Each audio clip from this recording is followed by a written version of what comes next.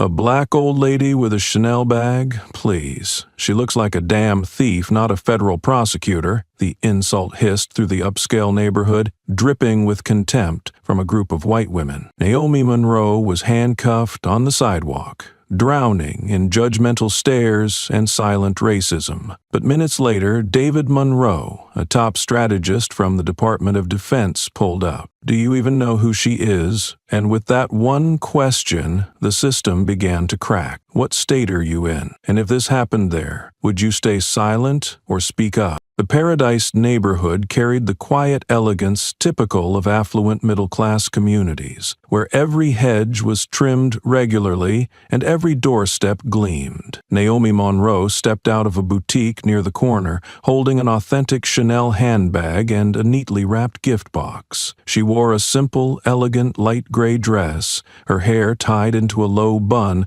that revealed her composed, confident features. She was there to buy a birthday present for her husband.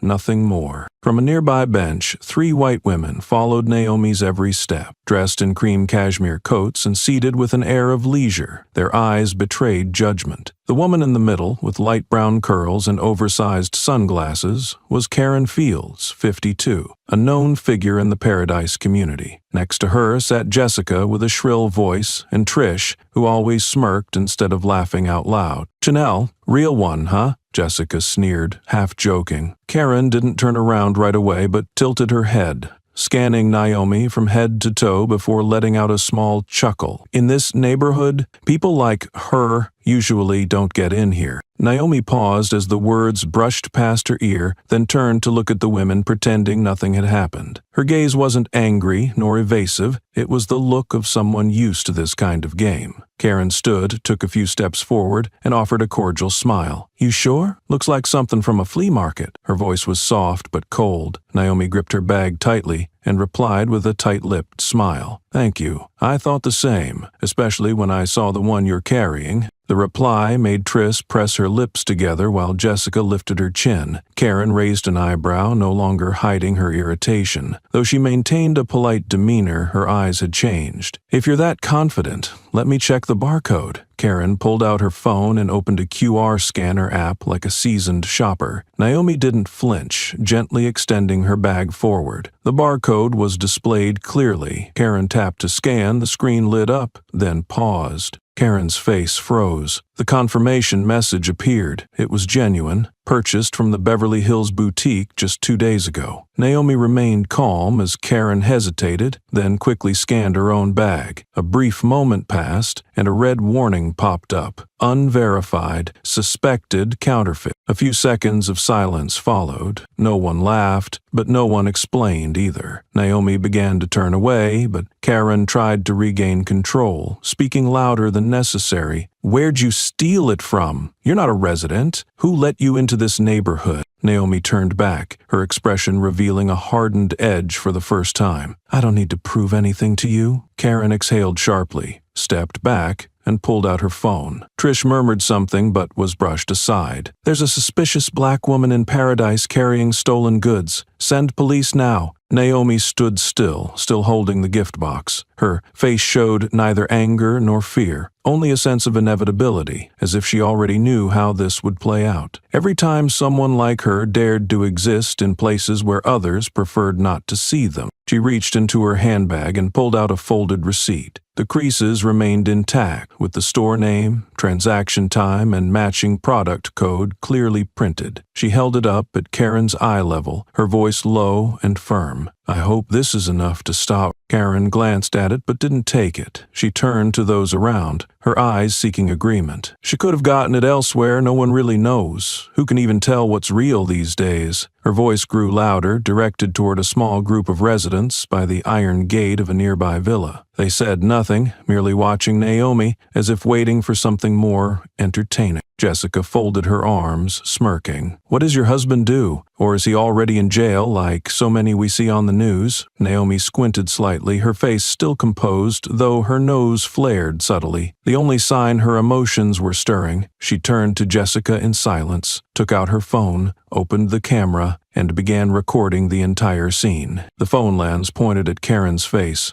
then moved to Jessica and Trish. Karen stepped back slightly, her expression shifting. "Who do you think you are? Filming me?" Her voice sliced through the air. "Don't think a phone gives you the right to do whatever you want. You'll get in trouble for this." Naomi didn't answer. The accusations continued, baseless and sharp, like needles piercing silk. Each woman in Karen's group took turns lacing their statements with vague judgment and thinly veiled contempt. Around them, a few more people stopped their cars and slowed their pace to observe. No one intervened, but their eyes were the same, skeptical and expectant. A young Asian man in a delivery jacket stood near the curb. He looked uncertainly at Naomi, then at the women. As he was about to speak, Karen snapped back, eyes blazing. "This doesn't concern you." He hesitated, then quietly backed away, pulled up his hoodie and walked on as if nothing had happened. A prolonged sound echoed from a distance, sharp, familiar. The police siren pierced through the tree-lined street,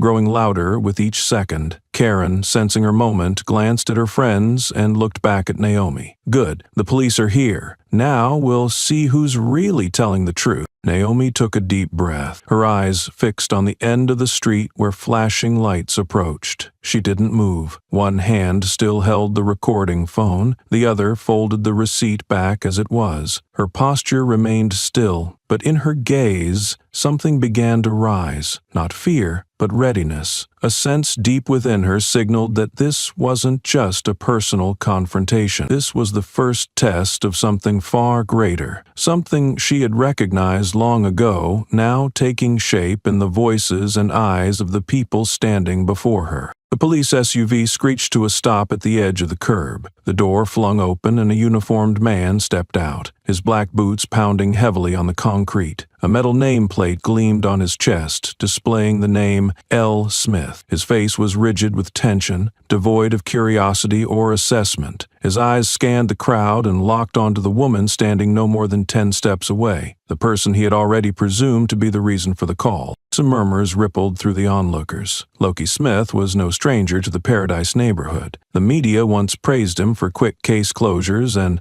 above-average arrest rates in high-risk zones. But behind those numbers lay a quiet statistic. The majority of those he brought in were Black or Latinx, and many cases were later dropped due to insufficient evidence. Some called him cold, others claimed he was simply doing his job well. Loki didn't greet anyone. He strode directly toward Naomi, eyes fixed on the Chanel bag tipped over by her foot. She stood still, a receipt pinched between her fingers. He didn't ask who she was, why she was there, or whether she had identification. To him it was already obvious. Naomi, a black woman holding a luxury bag in a pristine white neighborhood, was suspicious enough. Karen approached, feigning cooperation. "I made the call. She was lingering near my house. I'm not entirely sure, but the bag—" Her voice trailed off at just the right moment, face marked with concern. Loki nodded slightly, asking nothing further. That incomplete sentence was enough to act. He turned to Naomi, his voice dry and hard. "Turn around, hands behind your back." Naomi didn't move. She lowered the receipt and extended it toward him. "I have documentation. I've already explained everything to the caller." Her tone was calm, neither pleading nor submissive. Loki glanced at the paper for a second, then stepped forward, grabbed her wrist and twisted it firmly behind her back. The crowd began to stir. A woman pulled out her phone to record. Naomi turned her head slightly, trying to maintain balance as she was pushed forward. She repeated, more sharply this time, "I am a federal prosecutor. I demand you stop and state the grounds for arrest." Her words had barely left her mouth when Loki yanked her arm back further, and the cold click of handcuffs echoed through the street. Her cheek pressed against the sun-heated hood of the car. The Chanel bag dropped to the pavement, rolled slightly, and stopped at her heel. A voice from the recording crowd trembled, "God, she didn't do anything!" No one intervened. Phones stayed up, capturing every movement, every heavy silence like forged steel. And at the center, in this manicured neighborhood, was a woman locked into a role others had already written for he, just for walking where she wasn't supposed to. Naomi was forced down with such pressure that her torso tilted forward, one shoulder strained, and her wrist pulled tightly behind. Loki Smith hissed through clenched teeth beside her ear. "Non-compliance is obstruction of justice." His breath scorched her neck. Her cheek burned against the hot metal. She closed her eyes halfway, trying to stay balanced even as her legs were bent awkwardly to the side. Whispers spread. An elderly woman behind the fence muttered, "Did he even look at her papers?" The question wasn't loud, but a few turned their heads. A young man recording grumbled, visibly upset, "She was just standing there." All these voices were swallowed by Smith's footsteps and the clinking of steel cuffs. Jessica's voice pierced the tension from afar. "I said it from the beginning. There's something off about her." Her remark seemed designed to legitimize everything happening, as if repeating it enough would make it true. Naomi didn't scream. She didn't struggle or shout. She just breathed heavily, eyes open, staring down at the pavement like she was keeping herself from falling into an unseen abyss. With each pulse of pain, she inhaled deeper, keeping her head from dropping, her image from collapsing along with the air in her chest. Sweat began to gather at her temples, her once neat hair now disheveled. Cameras from both sides were rolling. A TikTok live stream, only minutes old, already had hundreds of viewers. Comments began flooding in. She didn't do anything. Why didn't they check first? Who is she? The questions poured in like a flood, crashing into the scene without halting it. Naomi turned her head, voice steady. "I am a federal prosecutor. I demand you cease this unlawful behavior." Loki didn't hesitate. He slapped her across the face. It was clear, forceful. Her head snapped to the side, a red mark blossoming on her cheek. The slap rang out, crisp and unfiltered, captured cleanly on camera. "You think an old black woman like you could be a federal prosecutor, carrying a Chanel bag no less? You look like a thief, that's all." The crowd froze. A child clutched their mother's hand, eyes wide. The mother quickly turned away and hurried off with her child. A man stepped forward, then hesitated, unable to intervene. Smith opened the back door of the patrol car. He seized Naomi's arm and shoved her inside. As she ducked into the seat, she suddenly turned to look straight at one of the recording phones. Her hair disheveled, sweat trailing down her face, but her gaze held firm. It wasn't the look of defeat. It was the look of someone long familiar with silent pain. The person filming whispered, unsure who they were speaking to, "She looks like she knew this would happen." The car doors slammed shut, and for a few seconds, the world went quiet. But what had just occurred didn't vanish. Every eye, every camera, every held breath remained, and that phone camera kept rolling. The air outside the patrol car had gone hollow, as if all sound had been drained from the street. Naomi had already been placed in the back seat, head lowered, disheveled hair clinging to cheeks still marked by red streaks. The car door shut with a heavy thud, sealing in the tension. Loki Smith stood by the front hood, clipboard in hand, glancing over the crowd before lowering his eyes to the document in front of him. His movements were slow, mechanical, like a man searching for a way to legitimize what was happening without having to think too hard. The crowd hadn't dispersed. A few people still held up their phones. No one intervened, yet no one walked away. Smith's jaw tightened, a slight twitch in one cheek. He was waiting for something, maybe a confirmation over the radio, or maybe just letting time pass, hoping silence would drown the moment. A car engine purred at the far end of the street. A sleek black SUV with tinted windows and a profile unlike any civilian vehicle in the neighborhood pulled up silently to the curb. No sirens. No one summoned it, yet its presence made several heads in the crowd instinctively turn. The driver's side door opened, and a man stepped out. Gray suit, white shirt, neatly knotted tie, tall frame, and an upright gait. The man's face bore no expression, but every step he took seemed to carry weight. No one in the neighborhood recognized him immediately, but there was a shared awareness. Something in the air had shifted.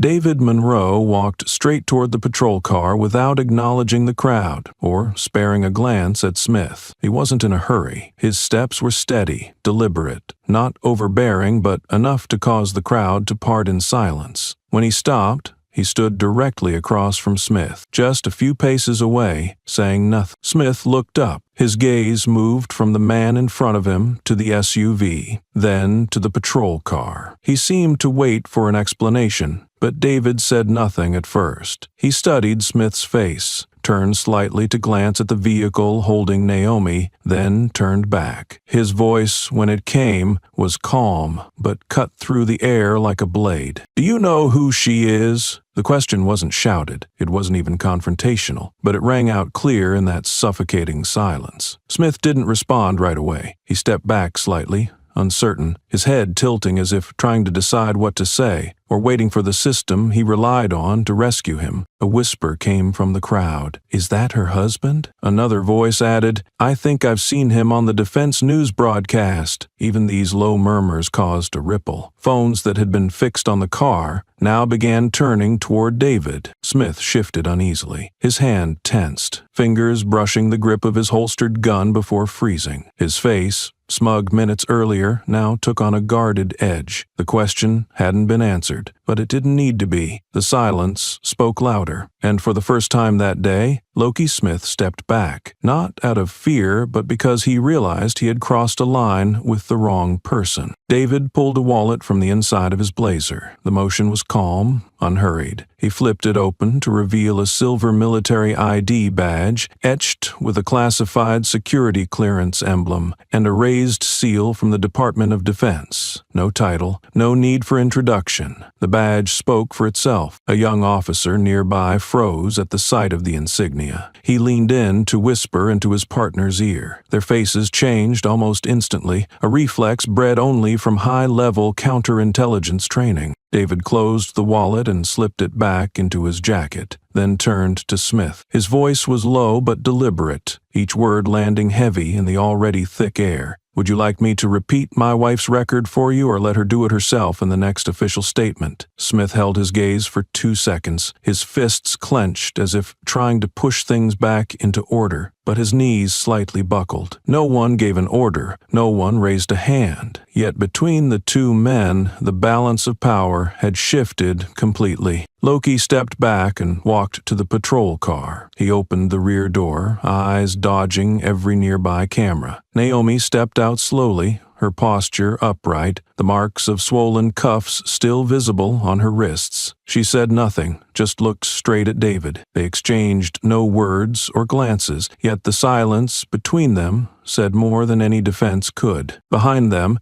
Karen tugged gently at Jessica's sleeve. They were trying to slip away, backing out of the gathering crowd, but it was too late. Multiple phones had captured the scene. Videos were already being shared online. Karen Field's name began to appear under captions as a symbol of humiliation and a new breed of social misconduct. A young officer approached Smith and whispered, "That's Monroe. David Monroe, former Special Ops Commander at Southgate. His wife led the human rights investigation last year." Smith didn't respond. His eyes fell on Naomi, and for the first time that day, he seemed to see her not as a suspect, not as a black woman carrying a designer bag, but as the person behind those reports that had cost him his post as mid-level coordinator at Southgate. Naomi didn't look back at him. She turned to face the still live-streaming crowd, stood tall, and swept a lock of hair from her cheek. Her voice was steady, tearless, the voice of someone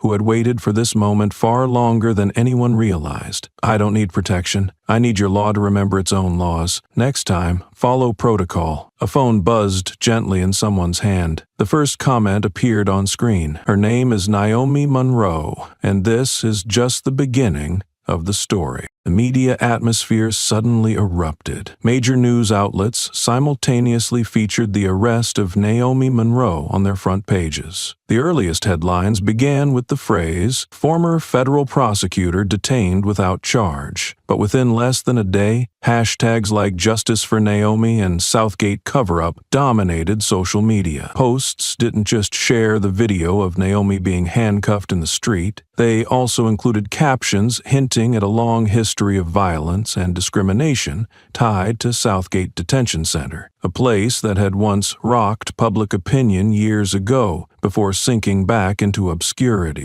Young people took to the streets, In front of City Hall, a small group held signs reading, "Don't let Southgate rise again. Silence is complicity this time," and "Loki must be held accountable." The initial protest was orderly, but as momentum grew, more people joined, including individuals from neighboring states. Old placards about Southgate resurfaced, and images of past victims who had been detained and mistreated were reprinted. What seemed like an isolated incident involving Naomi quickly became a catalyst, reviving collective memory. A local television station replayed the footage of Naomi being restrained, now overlaid with a caption, "Naomi Monroe, the prosecutor who once led the Southgate investigation." It was fuel to the fire. People began to ask broader questions. Was this truly an isolated incident, or just the visible tip of a system that had never really changed? Under growing pressure, the police department released a statement. Officer Loki Smith has been temporarily suspended, pending an internal investigation. However, when asked whether criminal charges would follow, the spokesperson responded, "There's not enough basis." This stance shifted public emotion from outrage to deep suspicion. Comments flooded forums. Suspended again, another investigation, another case closed with no result. Meanwhile,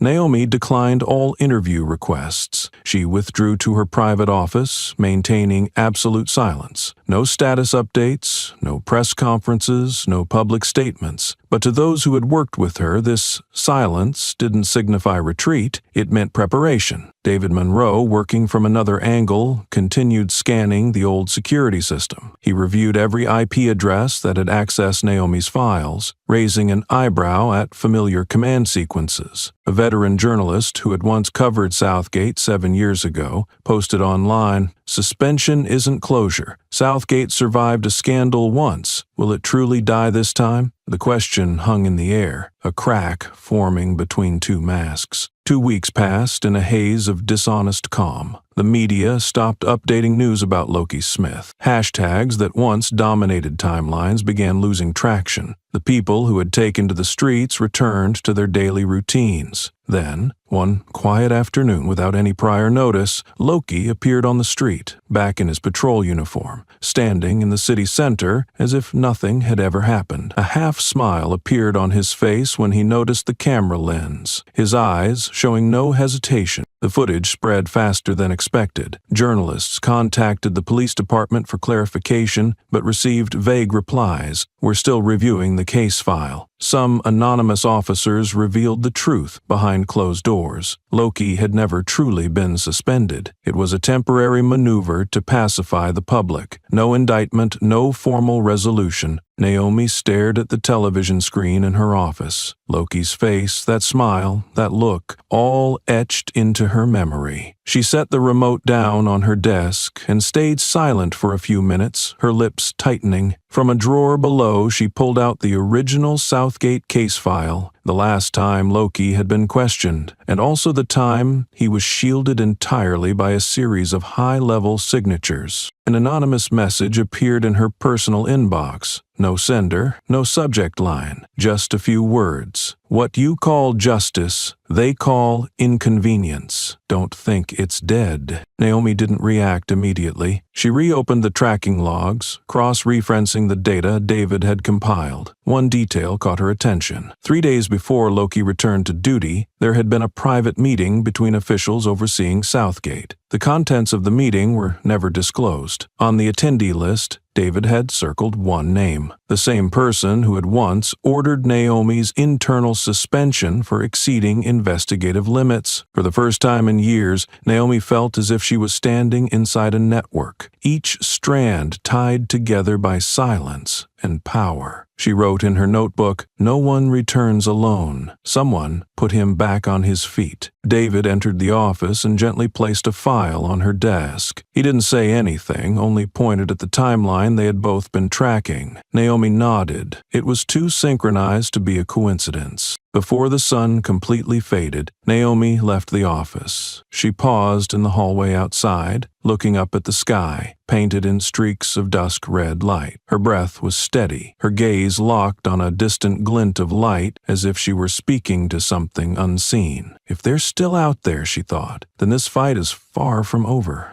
The computer screen displayed white text on a deep blue background, each symbol appearing one by one after David's final keystroke. He was inside the internal data management system reserved for federal security agencies, an interface few had direct access to. Although he had stepped down from his command position, his personal trace access remained active due to a series of unfinished strategic projects. Today, he wasn't using it for any campaign, but to trace his wife's name. The record appeared quickly. Naomi Monroe, federal prosecutor, had a full file listing her position, security clearance, and hearings she had participated in. But one detail at the top made David pause, a red alert symbol. He clicked on it. A note popped up. Behavioral surveillance, potential subject monitor without intervention. Beneath that was a string of coded instructions, time-stamped 6 months prior. It seemed unrelated at first glance, but David had long learned to see patterns in numbers. He stared at the access code at the end of the line, MH. No name, no title, just 2 capital letters. But it wasn't unfamiliar. In his memory, MH was the common shorthand for someone who had stood beside him and Naomi throughout the Southgate operation. David leaned closer to the screen, the blue glow reflecting off his tense cheekbones. He didn't jump to conclusions. Instead, he entered a command to retrieve the access authorization for this level of behavioral tagging. The system replied within a second. Only individuals with strategic tier clearance from the Department of Homeland Security or National Strategic Oversight may assign Level 3 behavioral surveillance tags. David leaned back, eyes fixed on the stream of data. A Level 3 red flag was never applied to internal personnel unless there was a significant national security risk. Naomi posed no such risk. She had once been praised for exposing misconduct within the system. But if someone sought to silence her, tagging her from a distance, placing her under covert watch, would be the perfect move. He opened Naomi's internal message log from the past 6 months. Her most recent report appeared. 1 week before the incident, Naomi had submitted a proposal to re-examine the data logs related to the Southgate Detention Center. In her report, she mentioned irregular allocation patterns in files removed from the system. 3 days later, the red flag appeared. The pattern was clear, and someone had acted almost immediately after Naomi unearthed a chain of buried misconduct. David entered the final command to back up the access logs. He knew he was entering the gray zone of the system, where every trace command left a footprint, but he didn't stop. Once the data was safely archived, he glanced toward the corner of the desk, where an old photo of Naomi stood upright. She was smiling in the picture, shaking hands with a man in a high-ranking uniform. David didn't look away from the photo. He asked aloud, almost in a whisper, who had the authority to tag her without leaving their real name? The MH code didn't reveal a name, but it had left more system traces than any anonymous actor should. David began reversing the chain of activities associated with that code over the past 6 months. 7 individuals had been flagged under it. 4 regional prosecutors, 3 journalists who had investigated abuse at detention facilities, and 1 final name, Naomi Monroe, tagged at Level 3, the highest tier for sensitive individuals within government. He cross-referenced the time of each action against the operational cycles of the behavioral surveillance system. A virtual map appeared, marking anomaly zones where flagged individuals had been. Naomi had been automatically pulled into the system's analysis loop just 2 days after she submitted her Southgate investigation request. 6 days later, she went to the Paradise neighborhood to buy a birthday gift for her husband. At that exact time, a police officer randomly deployed showed up in the same location. David didn't believe in coincidence. The code didn't say the name, but when he ran a personnel scan of those with clearance to assign Level 3 tags, only one person remained, someone who had once worked directly with both him and Naomi during the Southgate probe, Marshall Hayden. The name alone made David sit up straight. Hayden had been Deputy Director of Strategic Security, had sat in numerous closed-door briefings with them, and had publicly supported Naomi before Congress when she proposed a partial shutdown of the Southgate system system due to human rights violations. He once said, "There can be no justice if the system itself is designed to suppress truth," and now he had tagged Naomi as a subject for surveillance. No approach, no interference. David clenched his fists over the keyboard. Emotion welled up in his throat, but he didn't let it take over. Instead of rage, he began extracting the full command log tied to the MH code, matching it with the system's automated execution timestamps, embedding positional evidence, access logs, and security confirmations. Each layer was encrypted. Each folder is locked with a unique password. In the end, he transferred everything onto a hard drive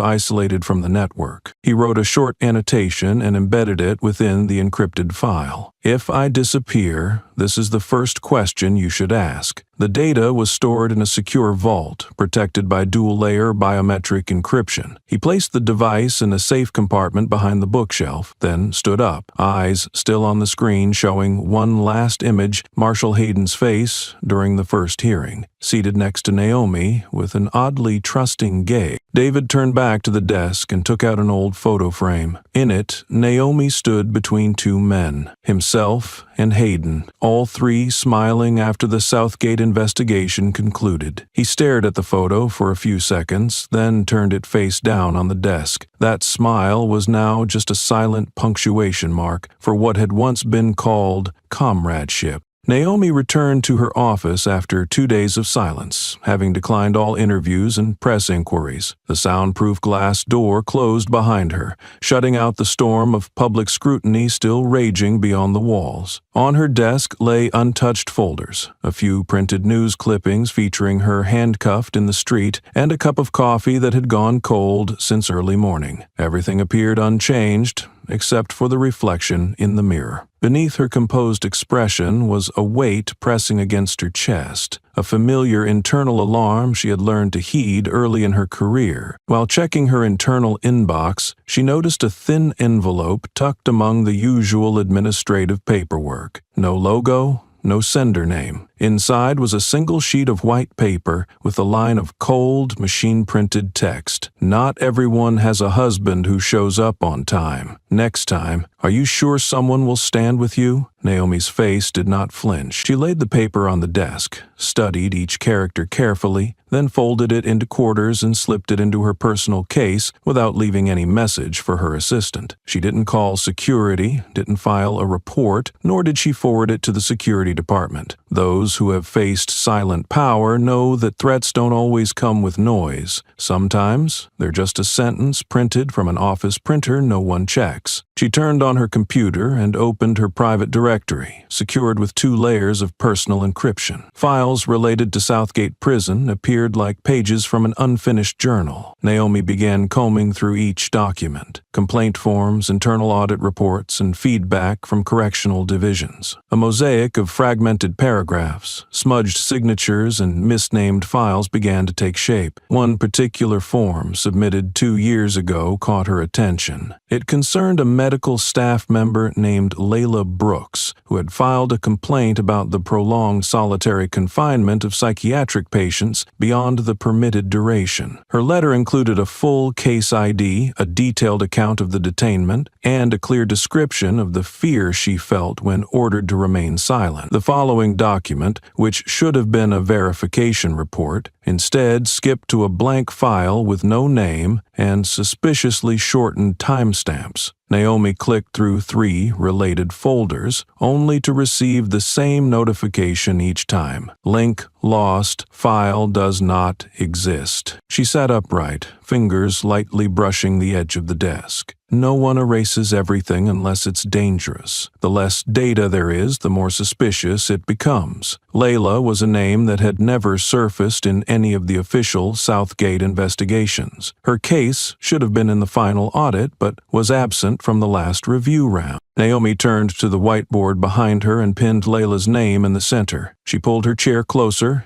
activated internal access logs, and began marking incidents with similar patterns. Clear initial reports, vague conclusions, missing files. Now, a single anonymous message had pulled her back to the same trail, a place where explanations weren't governed by law, but by who had the power to decide who even got to exist within the system. Standing before the board, Naomi held a red marker in one hand. Square notes bearing names, dates, complaint IDs, and the names of intake officers were clustered into scattered groups. Each time she found a match, she connected them with fine gray thread. What first looked like disjointed entries began to form a data web, and at its center, a void, still unsolved. Initial findings revealed 5 individuals had filed misconduct complaints related to Southgate over the past 3 years. 4 of them no longer existed in the system. Naomi searched using employee IDs, emails, and even outdated contact numbers from the original documents. The results were the same. No replies, no closure decisions, no acknowledgement of receipt. It was as if these people had never officially existed. Her eyes lingered on a repeating signature across multiple reports. KF. That name had once appeared faintly in a leaked internal Southgate report, crossed out in black ink, yet still partially legible. Naomi had seen this same signature in a short article by an investigative journalist who had lost their job a year ago for unauthorized access to internal data. She reopened that article and read every paragraph describing how complaint procedures had been systematically distorted. Under her desk lamp, Naomi recognized that the patterns she was mapping mirrored those outlined in suppressed case structure, where data was rerouted to holding drives, then labeled as incomplete, and finally erased. Each time an individual was marked as unavailable for contact, their records were truncated.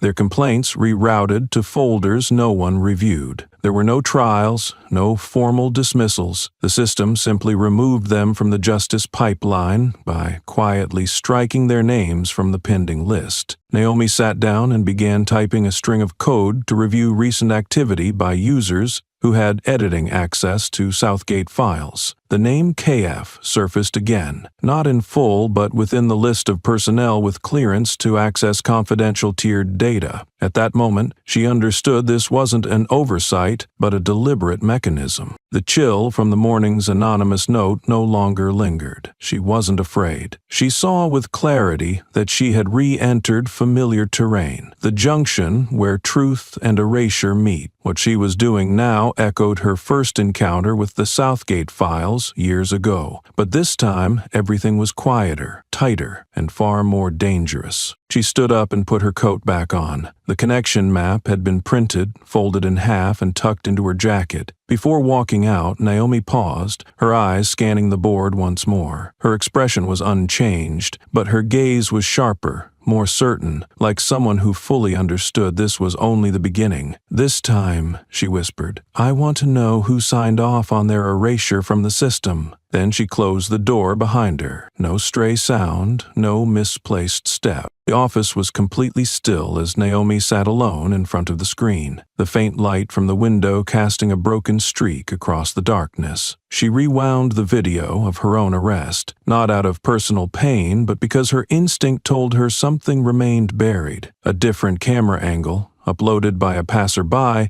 caught her attention. On the other side of the street, at the edge of the frame, a young woman in a long coat was being escorted into a vehicle by 2 officers. She did not resist, did not scream, did nothing that seemed unusual. What made Naomi pause the footage was the young woman's hands gently resting on her stomach, a visible sign of pregnancy. Naomi zoomed in on the still image. The face looked far too young, the eyes cast downward, not from guilt, but from fear. Using facial recognition software, Naomi began searching for her identity. Within minutes, a name appeared: Layla Brooks, 19 years old, listed as an intern at a suburban health center, with no criminal record, no active surveillance status. She had been recorded as present in Paradise that day, then vanished without a trace. Naomi accessed the internal detention database, but there was no file on Layla, no processing report, no detention order, no release form. It was as if she had ceased to exist the moment she was placed in the vehicle. There was only a vague status entry, transferred to holding unit for clarification, no recipient listed, no timestamp provided. She printed the report and pinned it to the wooden board in her office. Layla's photo now sat between two others, a stack of redacted Southgate files on one side and a threatening note Naomi had received 3 days earlier on the other. Naomi said nothing, simply stared at the girl's face. A face representing thousands who had disappeared from the system, whose names no one remembered, whose cases no one pursued. Layla had never made headlines. There was no viral video, no well-known relative, and that was what made her story even more chilling.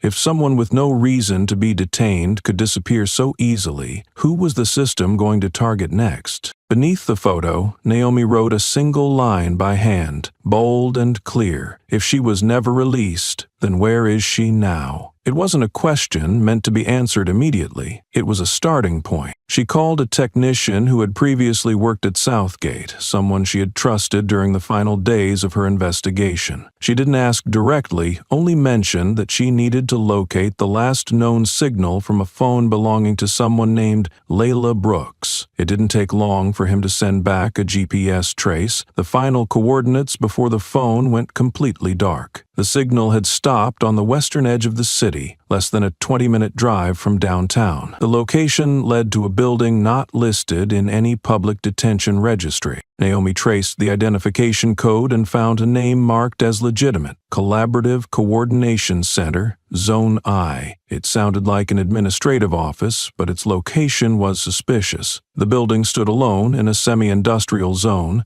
surrounded by warehouses and transit stations, lacking any signage, with no visible surveillance, and rarely had vehicles parked for long. She drove to the area at dusk. Without entering or approaching too closely, she parked at a safe distance and used a specialized camera to record all activity for nearly 3 hours. Everyone going in and out wore civilian protection uniforms, but without any unit insignia or name badges. The vehicles all had short-term rental plates, a familiar sign of covert operational centers. Late at night, Naomi began driving home, but at the second intersection she noticed a car behind her following too precisely. The distance stayed constant. The vehicle neither overtook her nor fell back. Naomi switched lanes and then abruptly turned left without signaling. The car continued straight ahead, too smoothly for it to be coincidence. She wasn't afraid, but a chill settled in, not from the wind, but from the feeling of being watched by something unseen. Back home, Naomi took out her document pouch, intending to file away Layla's report, when an old slip of paper fell from the edge of the folder. It was the same warning that had haunted her days earlier, the one that read, "Not everyone has a husband show up in time." But this time, there was a new line on the back, in the same cheap printed style, only bolder, sharper. "You think you're looking for Layla, but is someone looking for you?" Naomi sat in her car for several minutes, staring into the rearview mirror, her face reflected clearly in the dark, her once steady gaze now tilted, as though she had just taken a turn off a road that was meant to be straight. For the first time since the day she was handcuffed, Naomi didn't look straight ahead, she looked sideways, because something was moving behind her, and this time, no one might arrive in time. Under the dim amber light of her familiar workspace, Naomi opened her private, encrypted inbox. Among dozens of subject lines about legal affairs and media crises, one email stood out. No sender, no subject, just a quiet presence. Its content was chillingly concise. "Meet me after 6 p.m. Bring back the truth you once wrote,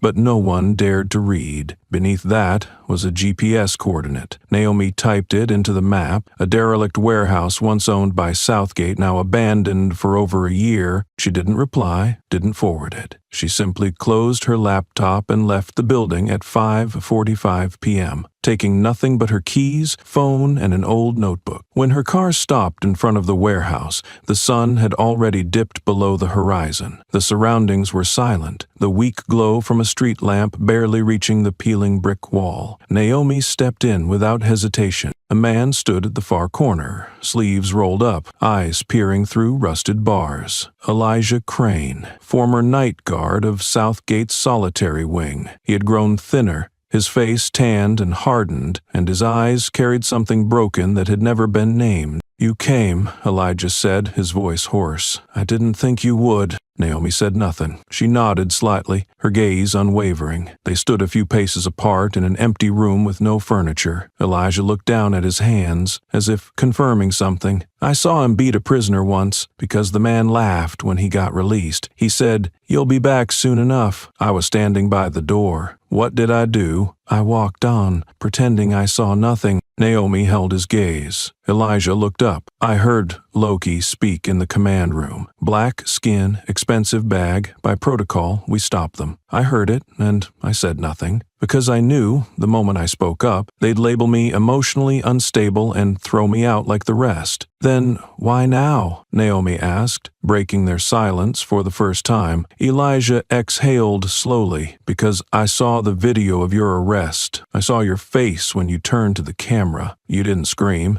you didn't beg, but that look in your eyes made me ashamed for ever thinking silence was survival." He pulled a small silver USB drive from his shirt pocket and placed it in Naomi's hand. "There are 3 recordings in here. 1 meeting, 1 private conversation between Loki and a subordinate, and 1 internal camera clip I backed up without permission. Not everything got erased. Some things I kept, to remember why I resigned." Naomi closed her hand around the USB, looked at him once more, then turned to leave. Behind her, Elijah's voice drifted faintly. "If they track me down, don't save me. Just don't be silent like I was." Naomi sat still at her desk, the room sealed and quiet, the faint hum of a ceiling vent the only sound. She plugged in Elijah's USB, eyes fixed on the screen. A folder opened with 3 audio files, simply labeled 1, 2, 3. She clicked on the second, the largest file. A faint hiss, then a man's voice filled the room. The audio quality wasn't perfect, but the tone was unmistakable, cold and absolute. Loki Smith's voice. "Black skin and an expensive bag are reason enough to stop someone. If we don't act, who's going to manage this chaos?" Naomi didn't stop after the first playthrough. She dragged the bar back and listened again, and again. Every word was clear. It wasn't casual prejudice, it was doctrine, a coded policy wrapped in the language of duty. Not an outburst, but a calculated order rooted in bias. She closed her eyes, hand tightening around her headset. Faces came to her. Layla Brooks, and all the others who passed through the system with no name ever recorded. A sentence like that, made public, would shatter the mask people like Loki wore. But she knew the truth came with a price, and if she exposed it, they could claim the file was edited. They could dig up old cases, accuse her of fabricating victimhood. They could hire simulated experts to discredit the recording. But if she kept it hidden, the system would keep breathing, in the dark, fueled by the fear of those with no voice to speak for them. Naomi opened a draft, attached the recording, and sent it to David and an international human rights organization with an independent legal network. She compressed the files again, placed them on a secure encrypted drive, and locked it in a backup office safe. The desk lamp cast angular shadows across her cheek. She picked up her phone and dialed David. He answered before the second ring. "I'm here." She didn't greet him, didn't ease into it. "I have something that, if released, will set them off. But this isn't just about me anymore." She paused. "This is proof that they chose who to control, not based on behavior, but skin color." David sat alone in front of 3 monitors, the bluish glow of lines of code brushing across his tense face. The silence around him wasn't tranquility, but a form of vigilance. He was tracking a system code labeled MH, something quickly becoming more dangerous than anything he had ever faced on the battlefield. The first command line led him to a familiar IP address, the office of Marshal Hayden, on the 3rd floor of the Department of National Security headquarters. From there, the system logged repeated accesses to sensitive files, including those involving Naomi Monroe. What made David restless wasn't the access itself, but a note embedded within an automated system log. One command stood out: flag_tracking,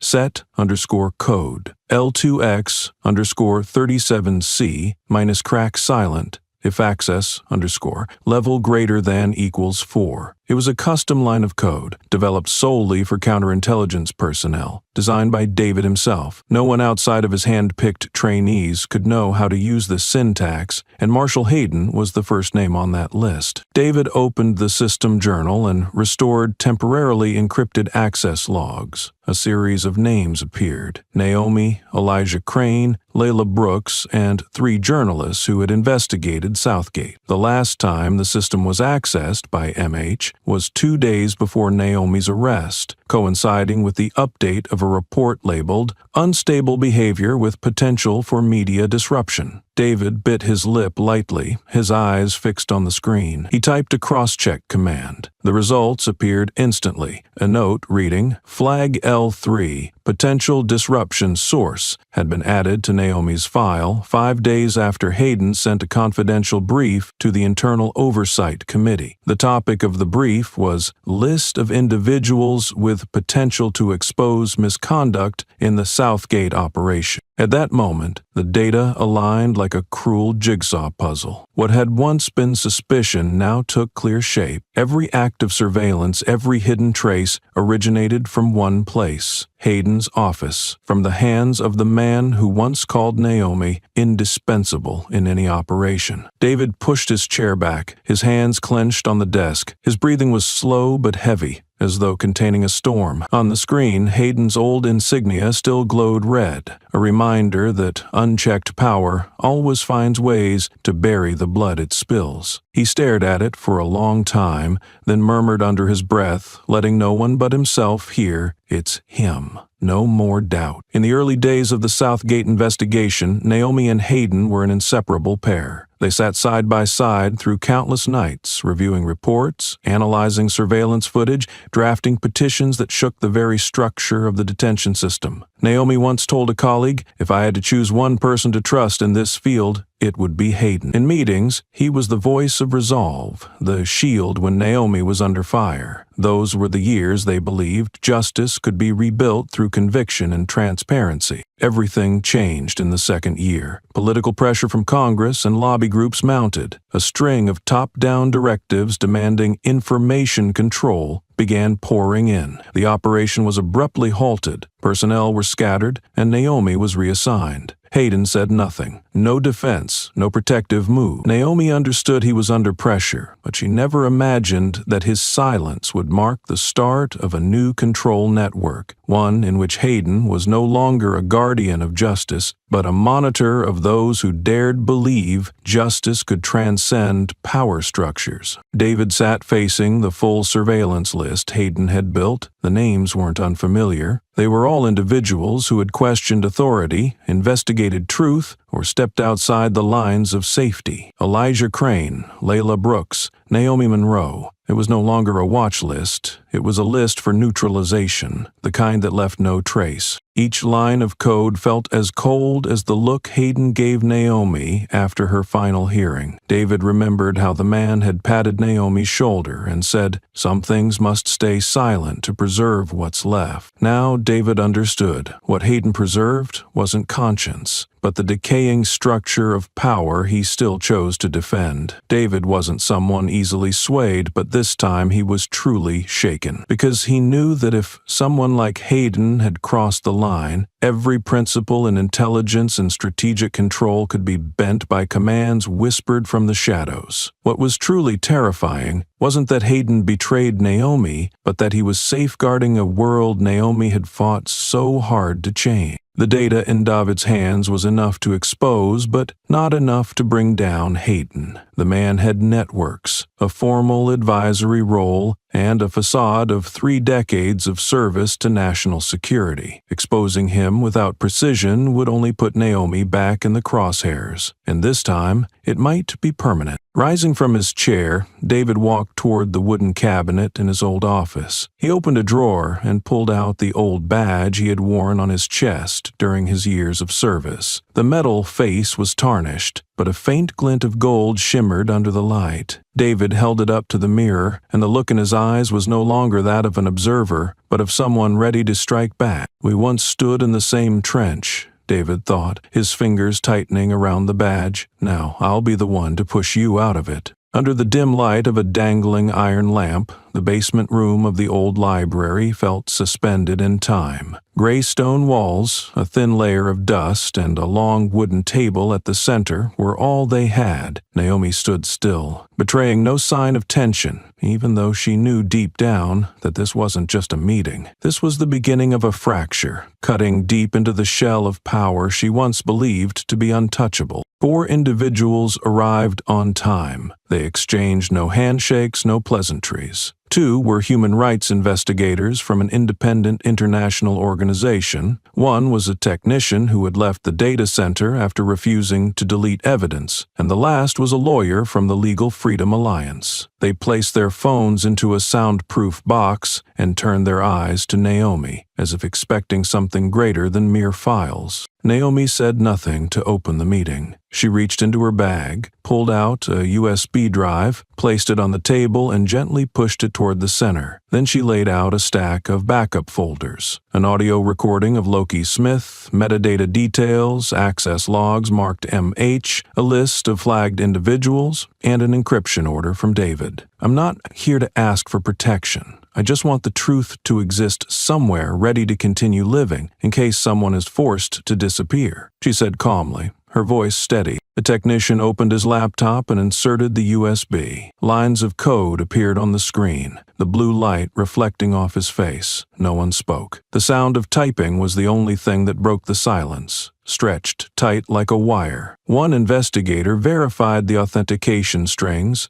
The other reviewed the metadata of each file. Time seemed to slow. They all understood. If the data proved real, this was no longer an administrative complaint. It was proof of a system designed to erase the inconvenient. A deep voice finally spoke after nearly 30 minutes. "Besides Loki and Hayden, do you suspect anyone else as an accomplice?" Naomi didn't respond immediately. She picked up the second folder, opened it, and quietly revealed a name: Karen Fields. The lawyer's eyes scanned the page, lips pressed together. The technician looked at Naomi, showing hesitation for the first time. One investigator stood up and signaled Naomi to step aside. His voice was low, just above a whisper. "Who do you think she's sending information to?" Naomi turned, unblinking, to the right people, but right by the system's standards, not by justices. The remark needed no elaboration. It sliced through the stagnant air like a cold blade across still water, exposing cracks that had long existed. And in that aged room, a quiet decision took form. The truth would no longer stand still. Karen Fields' dossier opened on the screen like an old candle flaring up in a room filled with smoke. Naomi sat at a desk in her temporary office, the desk lamp casting light across her tense forehead. Karen had once been a familiar name during Naomi's early days confronting Southgate. She never appeared in the media, never made noise, yet her name was always present in reports marked insufficient basis for investigation. Naomi traced Karen's professional record. Before serving as a state-level judicial assistant, she was a legal advisor within the Southgate Review Commission. That role allowed her to approve edits, suspend or validate reports that didn't align with the system. Within 2 years, 4 cases, including that of Layla Brooks, had disappeared from the database, each ending with Karen's signature on the final approval line. David had sent Naomi a decoded system log from a separate encrypted drive. In the list of IPs that had transmitted data out of the system, one command string led back to a secure server registered under the address Karen.Fields, accompanied by compressed file formats and a high-security tag. Naomi needed no further confirmation. Her suspicion was no longer speculation. When a system begins to constrict from the core, those who guard the rules must be the first to face judgment. She remembered their last encounter, an internal hearing 9 months ago. They had shaken hands before reporters' cameras. Karen had whispered, "We're on the side of the victims." Naomi nodded then,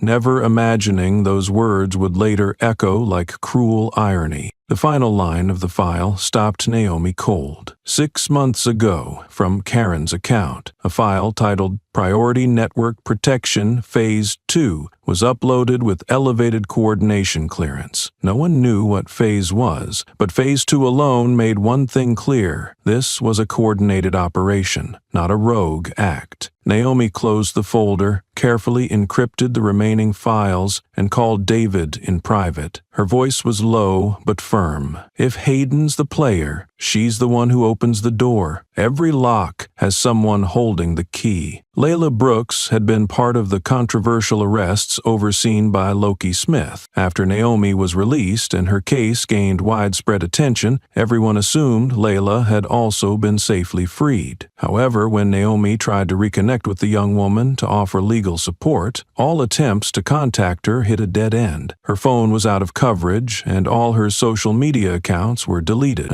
Naomi reached out to the community support group that had been monitoring the Southgate cases, but no one had seen Layla for the past 3 days. Unease crept into Naomi's thoughts. She messaged Elijah Crane, a former officer who had quietly helped the investigative team reach abandoned witnesses multiple times. Elijah went to the rundown boarding house where Layla had lived. The door was unlocked, the handle broken, and muddy footprints stained the tiled floor. Inside, everything was tossed about, but there were no signs of theft. The computer was smashed, her wallet was taken, and all medical documents had vanished completely. When Naomi arrived, she stood silently in the middle of the room. A small notebook remained intact on the table, containing Layla's messy handwriting. "I won't run away. I've lived long enough to know that fear protects no one." Naomi clenched the page tightly, her eyes fixed on a dried blood stain near the window. Anna, the legal assistant who had stood alongside Naomi during the hearings, suddenly received an anonymous email. The attached file was a shaky phone video, but clear enough to show Layla being forced, by 2 men wearing jackets, into a gray pickup truck. She struggled and screamed, but was gagged. The license plate was covered with black fabric. Below the clip, typed in a default font with no sender name, was a chilling message: "You're making this more dangerous." Anna printed the video, her hands trembling as she stared at Layla's stunned face in the last frame. Naomi watched the clip 3 times without a word. She turned to David Monroe, standing behind her. "We need to make this public.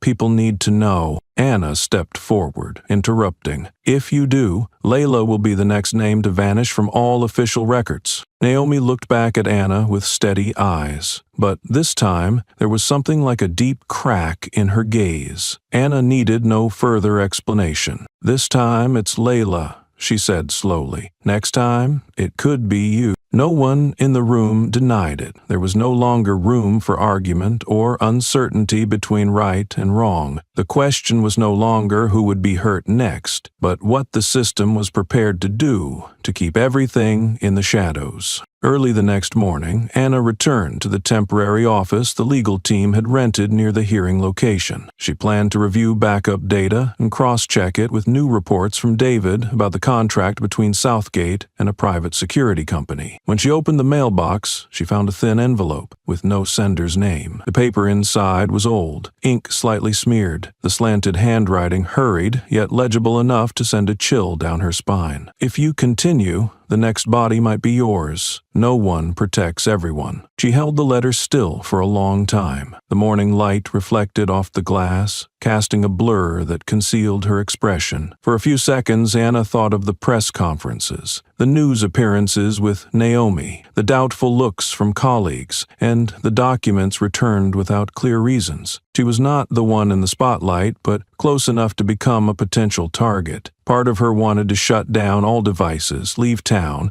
send apologies by email, and cut all ties. The other part screamed that if she remained silent, everything that had started would be buried. Like Layla, like the 2 women named in the 2019 lawsuits who were now forgotten. Anna met David Monroe late that afternoon. He asked no questions, only took the letter and examined every detail carefully. After several moments of silence, he placed the letter on the table and opened a locked file folder. "I've seen this kind of paper before. The ink, the handwriting, the spacing between sentences. Very similar to what Naomi received in her first year investigating Southgate. Anna looked at him, hoping for reassurance, but David only pulled out a printed list. It showed names, birth years, and the status of files for people once connected to Southgate, most of whom had disappeared from official records. A burnt car, a person who withdrew a lawsuit and moved to another state, someone without medical records after undergoing treatment for a brain injury caused by wrongful detention. 2 on the list had filed class action lawsuits, both still unresolved, their status unknown. Anna read each line, eyes fixed on phrases like file destroyed, prosecution suspended, and identity unverifiable. She realized she wasn't facing an organization, but a system capable of erasing every form of resistance as if it had never existed. That night, she called Naomi from her apartment, lights off, clutching the witness list. When Naomi answered, Anna skipped greetings and small talk.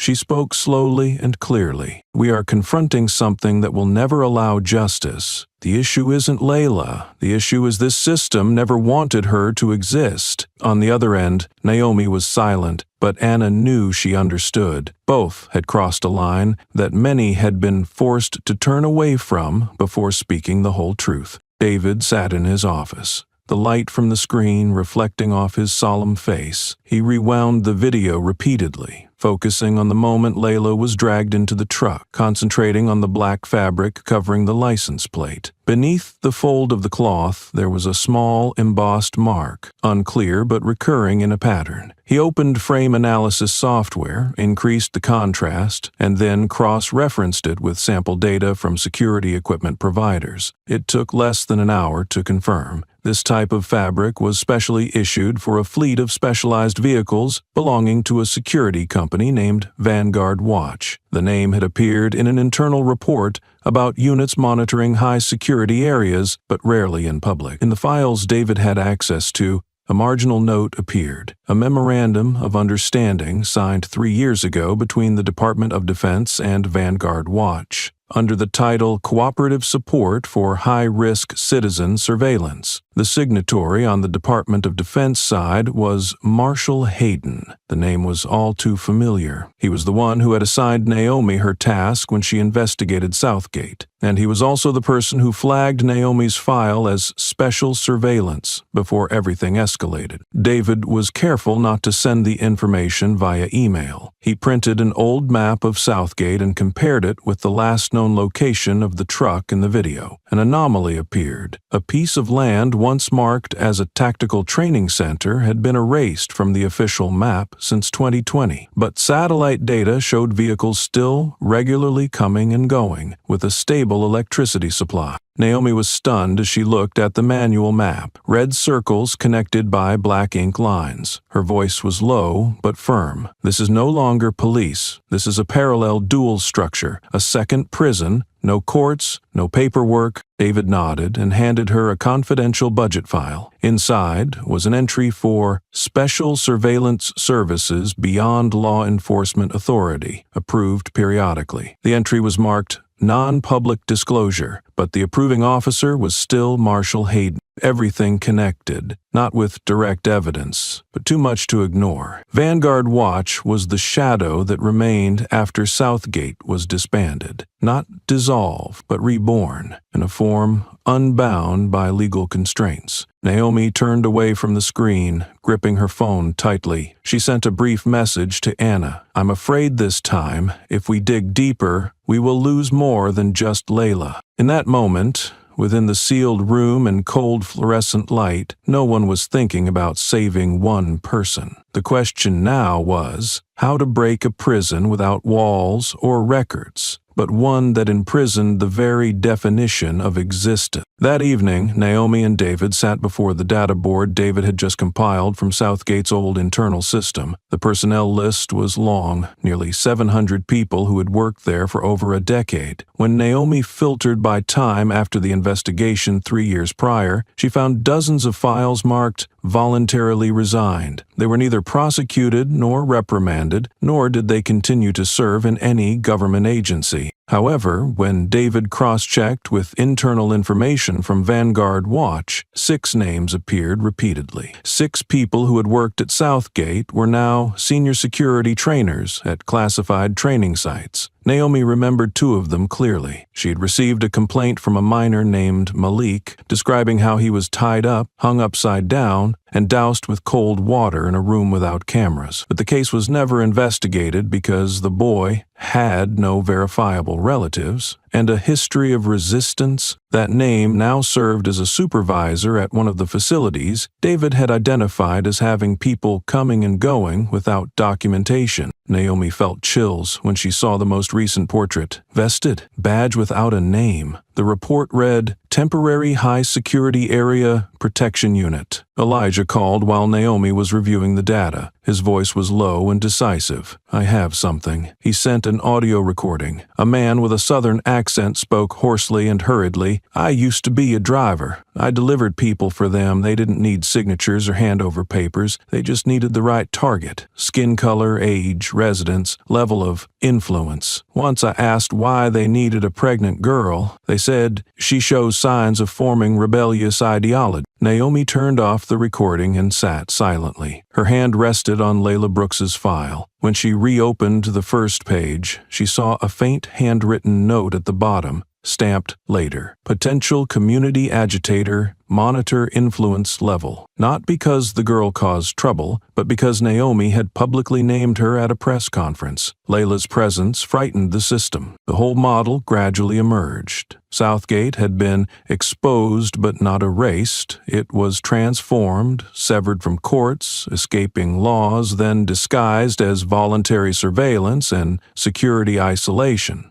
What remained after the press and investigation didn't disappear. It changed names, moved locations, but kept the same purpose. David printed the contract between the Department of Defense and Vanguard Watch. One clause clearly stated, the organization has the right to define civilian risk criteria without criminal system review. Naomi clenched her fist, eyes sharper than ever. We keep investigating one name, but in reality, those people were erased from life the moment they were labeled problems. She stood up and stepped toward the map marking related facilities. A circle was drawn around the confirmed location where Layla was held. Naomi looked at David. Her voice was deep but no longer hesitant. This is no longer an investigation. This is reclaiming existence for those erased the moment they became problems. No one in the room asked how dangerous the next step would be. By this point, silence was no longer an option. The letter lay neatly inside an unmarked white envelope on Naomi's desk when she returned from the meeting with the independent legal team. She opened it with bare hands, no gloves, no need for fingerprint analysis, because the senders left no trace of that kind. Inside was a photograph. Layla was bound behind her back, her mouth gagged with black cloth, her head tilted slightly, her eyes swollen. Beneath the image was the front page of that day's newspaper. A red scrawl slanted across the corner of the photo, the rough message reading, "If you publish anything, her blood will be spilled before sunrise." That was the second time Naomi sat motionless. She clenched the photograph until the edges crumpled, her gaze fixed on Layla's face. In that moment, every sound in the hallway seemed to vanish, leaving only the slow beat of her heart. She folded the letter back into the envelope, slipped it into her pocket, and stood up to leave the conference room, leaving behind Anna's puzzled look and David's concerned expression. Alone in her office, Naomi opened Layla's personal file. A small ID photo was affixed to the top left corner, a face that once wore both gentleness and stubbornness, now the only image that remained. Naomi recalled the blurry video of Layla being dragged away. Layla's eyes had not pleaded then. They had looked like someone who knew she was about to vanish, yet still stared unflinchingly at the person who might have kept her name alive. He sat there for a long while, running through every possible scenario. If she remained silent for 48 hours, Layla might be kept alive, at least alive, but during that time the system would erase all traces. When Layla was released, she would no longer be a witness, just another terrorized, silenced victim. If Naomi spoke out, everything would spiral out of control, and Layla might pay with her life. Anna knocked and entered without waiting for an invitation. She looked at Naomi, then bent down to pull a printed email from her jacket pocket. "I know what's happening.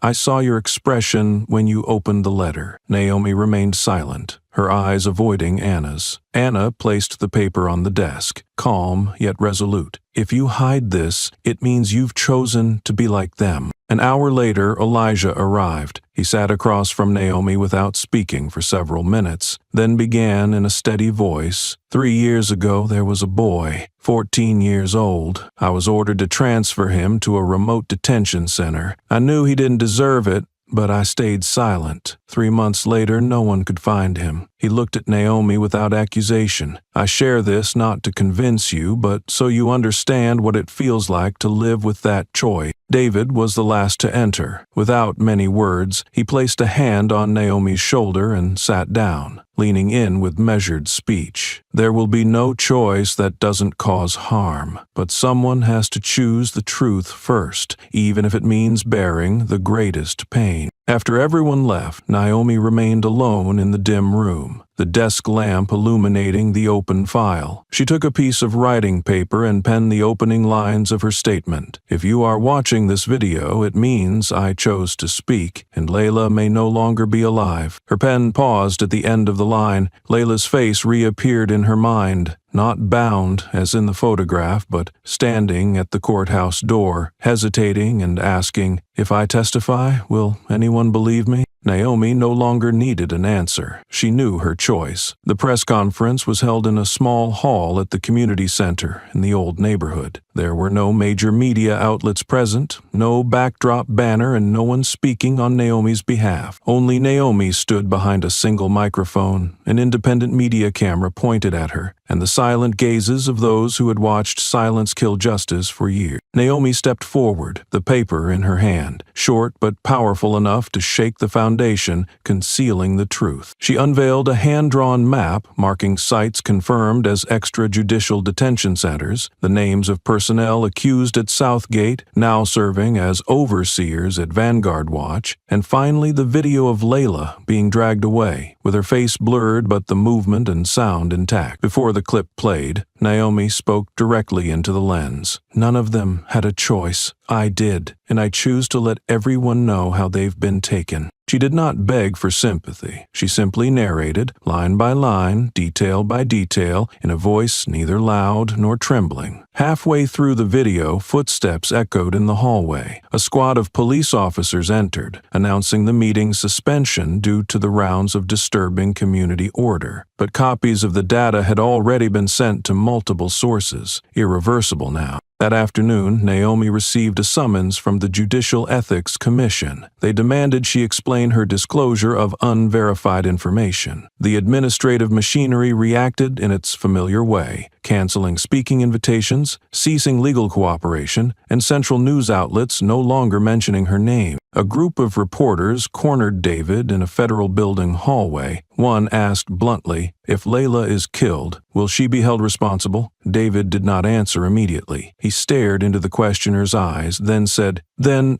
who will answer if she is killed and no one speaks?" That night, Naomi did not sleep. She sat in her office, the desk lamp illuminating the stacked papers. She hand-wrote all of Layla's records, her name, age, former address, and descriptions of each time Layla was brought in for questioning and disappeared. She wrote as though fearing digital data could be erased, believing that preserving identity in ink and paper was the last way to affirm this human once existed, once taken from the system with official coldness. Before dawn, an email arrived in Anna's inbox from an anonymous address. Opening it revealed a short video under 10 seconds long. In it, Layla sat leaning against a wall, her eyes covered, unbound, still breathing. The dim light gave no clue to her location, but that face, Still, the same one Naomi had fought to keep alive at the boundary of life and death remained unmistakable. Naomi watched the clip over and over without a word. She neither rejoiced nor collapsed in relief. But for the first time in weeks, her hand no longer trembled as it held the paper. She knew the next steps would not be easy, but at least Layla was still there, and the truth had reached a point of no return. Elijah Crane sat silently in the car, his eyes fixed on the glass wall opposite the temporary headquarters of the investigative team. Inside, Naomi had just signed the summons from the Justice Ethics Committee. The dim light blurred through the rain-streaked window. But in Elijah's mind, everything was clearer than ever. He no longer wanted to stay outside the danger zone. The way the system operated to erase people through anonymous decisions had pushed him to his breaking point. As Naomi stepped out, before she could say a word, Elijah spoke calmly. "From now on, I will take full responsibility to protect you, completely. If that costs me my reputation, I accept it." Naomi looked at him for a long moment. They needed no other reasons. Elijah unfolded an old paper map, marking a red spot on the city's western edge, near an abandoned industrial zone. He spoke slowly. "There is someone I have been watching for 3 years. Not out of suspicion, but because she disappeared without reason and came back as if she never existed. Her name is Melinda Brooks." Naomi raised her head, blinking. Layla's mother. They arrived at the house late in the afternoon. The weathered wooden house had peeling walls and overgrown weeds in front. Melinda Brooks sat on the porch, unsurprised to see visitors. She looked at them with tired, swollen eyes. Naomi stepped forward and introduced herself. Melinda turned away, no greeting, no invitation inside. Elijah mentioned Layla's name for the first time, but Melinda remained silent. The second time, her hands clenched the wooden chair tightly. By the third, she turned back.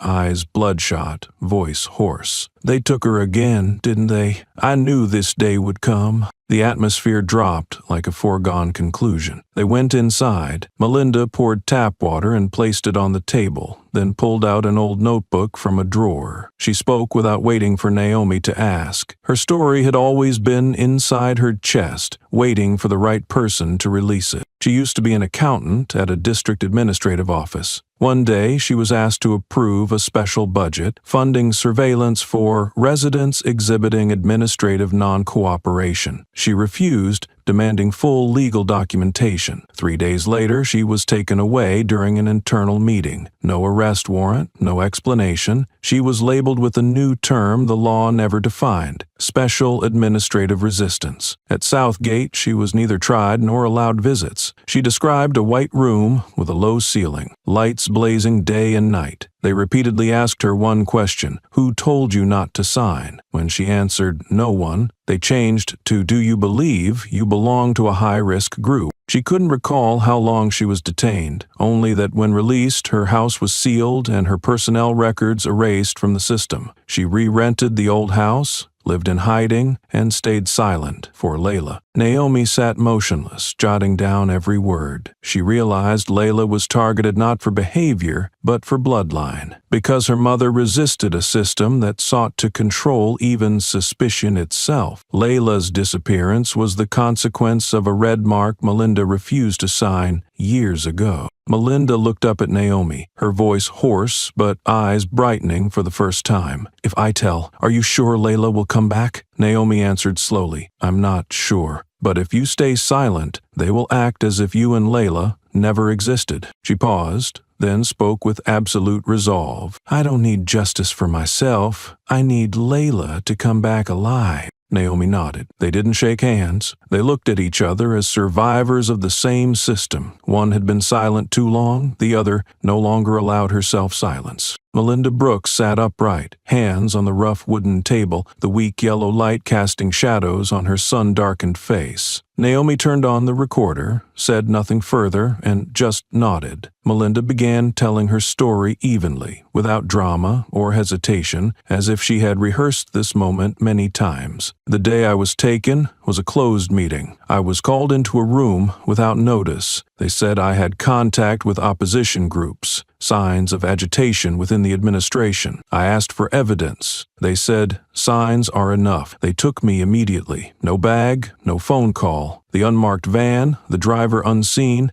took me to a nameless place. Melinda paused, sipped water, then continued, eyes unblinking. They locked me in a white room, low ceiling, no windows, lights on, day and night, no sense of time. They didn't torture in the old way. They talked, took notes, and repeated the same questions until I doubted my memory. They asked what I thought about Homeland Security policy. I said I didn't know. They said that was a problem. Naomi tilted her head, taking notes, watching the witnesses' expressions. Melinda continued more steadily. While detained, I saw a few young people, mostly black, brought in at midnight. They weren't chained or shouted at, they were just led away and never returned. I asked a guard. She said, "People with names but no files. That means they don't exist here." She looked up at Naomi, a faint smile crossing her lips, not relief, but a kind of irony toward the memory. There was a man named Gerald, working in what they called risk file processing. Once he told me, "We don't need legal reasons, we need behavioral stability." Sounds like a joke, but that was the real principle at Southgate. Naomi wrote down Gerald's name, gripping her pen tightly. Once I overheard them mention Layla. At that time, I wasn't sure they meant my daughter. 3 months later, I was released and Layla was taken. That's when I realized everything wasn't random, but layers of strings, extending from one mistake to another. Choice. As Naomi continued recording, Melinda suddenly paused. Her hand twitched slightly, eyes darting toward the window. A black car without lights was parked a few dozen meters away. No one stepped out. No one appeared. Elijah, sitting near the door, stood up and left the room. Inside, Naomi paused the device, eyes following Melinda. Her hands clenched her shirt hem, lips pressed tight, voice trembling. "I once thought if I stayed silent, Layla would be safe. If I didn't poke the system, they'd leave her alone. I was wrong. They don't need reasons. They just need reasons to turn someone into a system error." Naomi stepped closer, said nothing, and only placed her hand over Melinda's. At that moment, Elijah's footsteps echoed at the door. He entered, gave a brief nod. The car left. The plates were covered. They didn't come in. They're only watching. Naomi looked at Melinda, and for the first time that day, she squeezed her hand tightly. "This time, you don't have to speak alone." The words were neither loud nor promises, nor assurances of victory, but they were enough to steady Melinda's gaze, to keep the recorder rolling, and to prove that the truth, as long as someone lives to tell it, is not dead yet. Naomi sat alone in the data vault of the Eastern Regional Federal Court basement, the light from her desk lamp casting shadows across the weathered face of someone who had faced seemingly unshakable systems. On the desk lay dozens of files detailing class action lawsuits submitted during the peak period related to Southgate. These complaints had been filed by human rights lawyers representing families whose loved ones had been unlawfully detained or died while in custody. As Naomi flipped through a file labeled P2010F, she froze. The lawsuit had been officially dismissed by the State Justice Office, stamped with the reason, insufficient grounds for trial. There was no detailed explanation or request for additional evidence. The signatory was Karen Fields, assistant attorney, her neat, sharp signature familiar from documents Naomi had handled during her investigation. She paused for a few seconds. What had once seemed like faint details now became clear. Karen was not only the leader of the group of women who slandered her in the Paradise neighborhood, she had also played a direct legal role in blocking early attempts to sue Southgate. Naomi cross-checked Karen's personnel record and found an edited timeline, marking 3 weeks after Naomi began requesting Southgate data last year, a matching target, a matching time frame, and a reason no longer defensible as coincidence. She left the archive and went to the criminal records storage room, where original paper files were kept. There, she met Brenda, a veteran administrator who had worked with the filing system for over 10 years. Brenda clearly recalled when Karen appeared and requested that the lawsuit status be changed from "in process"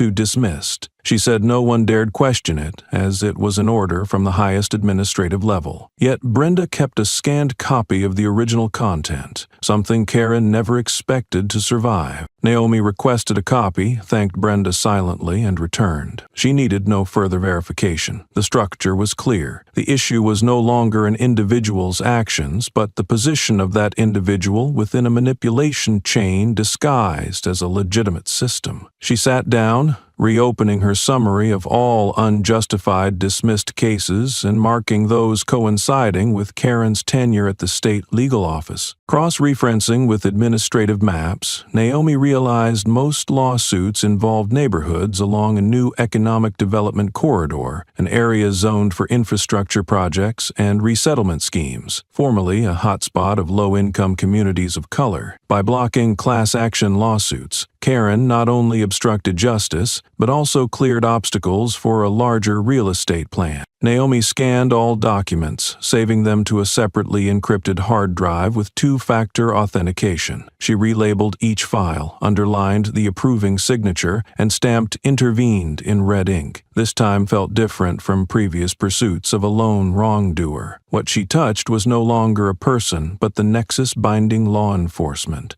judiciary, and civil interests, a tightly structured alliance cloaked in legal procedure. On her desk, Naomi left a handwritten note. When those who block justice also sign the contracts to build new cities, the law has been bought before it is ever printed. Naomi spent the afternoon before layering financial analysis charts, cross-referencing shareholder transfers, investment flows, and Southgate peripheral real estate projects. The data did not lie. Only patience could trace each link. The Larkin Group emerged like a shadow behind the seemingly harmless administrative curtain. This corporation had proposed a restructuring project for neighborhoods around Southgate Prison, aiming to upgrade communities and promote sustainable development. Though skillfully worded, the attached documents listed a separate category: classification of residents with criminal records, security risks, or previous detention. Tracing all sub-project names from that period, Naomi found a telling overlap. Every redevelopment area matched a class action lawsuit dismissed by Karen Fields. Each dismissed suit tagged the zone as a social instability hotspot, a euphemism to avoid human rights inquiries. Each administrative decision led to concrete outcomes. Residents were forcibly relocated, stripped of legal rights to resettlement, and the land was cleared for Larkin Group's development. The deeper she delved, the more Naomi saw that Karen's hand exceeded that of an assistant attorney. In the latest Larkin Group shareholder adjustment documents, an unfamiliar name appeared repeatedly: Catherine E.L., co-owner of an intermediary company specializing in legal processing for large projects. Naomi verified the identity, licensing dates, and office addresses, and found that this legal entity served as Karen Fields' proxy. The legalization of Karen's connection to Larkin Group was perfectly concealed. In the newest shareholding update for Larkin Group, Naomi found Edward Larkin, CEO and direct signatory of expansion plans for the Southgate area. No public mention existed of a personal link between him and Karen. Yet in a 3-year-old local media archive photo, Naomi spotted them standing side by side at a private seminar, their gaze far from merely professional. As the structure became clearer, Naomi recognized the silence of oversight agencies as deliberate consequences. Class action suits dismissed for lack of standing were in fact shields protecting land grabs under the guise of legality. Once residents were erased from legal systems, they lost the presence and power to block development. She could not reveal everything immediately. What she held was enough to spark a fire, but insufficient to burn down the network. What she needed now was to verify every transaction, each dollar invested, each legal step issued from Karen's office. She scanned all documents into a third hard drive, one she had never used before, setting an 8-character uppercase password taken from the first line of a lawsuit Karen had dismissed. Before leaving her office, Naomi opened her investigation journal and carefully penned the last line on the page. When law bends to serve real estate, prisons become profitable land, and justice, if it still exists, is merely a loss to be accounted for in quarterly reports. The federal Capitol building during the special hearing maintained its imposing and cold demeanor. Anna stood in the witness waiting room, eyes fixed on the briefcase resting on the table. Inside were data she had spent weeks compiling: Naomi Monroe's original reports, lists of secret surveillance criteria once applied at Southgate, and the names of private security firms contracted to support the civilian monitoring system. Everything had been cross-heckered, annotated, and accompanied by original document extracts. She was ready until a clerk entered with a calm face to inform her that some content in her file had just been moved into the unclassified category, and by regulations, she was not allowed to be presented publicly during this morning's session. But, she said, Anna swallowed her initial impulse to protest and requested to meet the chief clerk. After several minutes of silence, a middle-aged man appeared holding a list of pages marked confidential. When she pointed out material that was clearly civilian documents, including data evaluating residents' behavior by race and qualitative risk factors, he replied coldly that those elements were pending reclassification by the Department of Homeland Security. No one could intervene. She bit her lip, rearranged her materials, and decided to enter the hearing with an incomplete file, but refused to back down. The hearing room was full, including members of legislative subcommittees and journalists watching via livestream. Anna was introduced as a legal expert assisting in investigating unlawful civilian surveillance connected to Southgate and related facilities. She began her presentation with statistics: unusually high surveillance rates of Black and Latinx groups in areas flagged as at risk by the system. But as she moved to cite internal memos regarding Guardian Solutions, the company that once supported Southgate with data filtering software, the microphone suddenly cut out. The projection screen flickered and then went completely dark. Anna paused, looking directly at the chairperson, an older legislator who had previously championed a controversial security bill. He spoke softly but firmly, signaling to switch to rapid-fire questioning. No one objected. She was not permitted to continue. The subsequent questions revolved mainly around vague legal aspects, completely ignoring the core issues she intended to raise. When the session ended, Anna walked down the long corridor, her breath growing heavier. Reporters swarmed around her with questions, but she refused all answers. As she headed toward the elevator, a stranger brushed past her shoulder, silver-haired, calm demeanor, wearing a gray suit. Without a word, he slipped a folded piece of paper into her hand. She opened it after the elevator doors closed. There was only one line written in bold black ink, slanting as if hastily penned. "Your time is running out. If you think you are the first to try to say this, you are mistaken."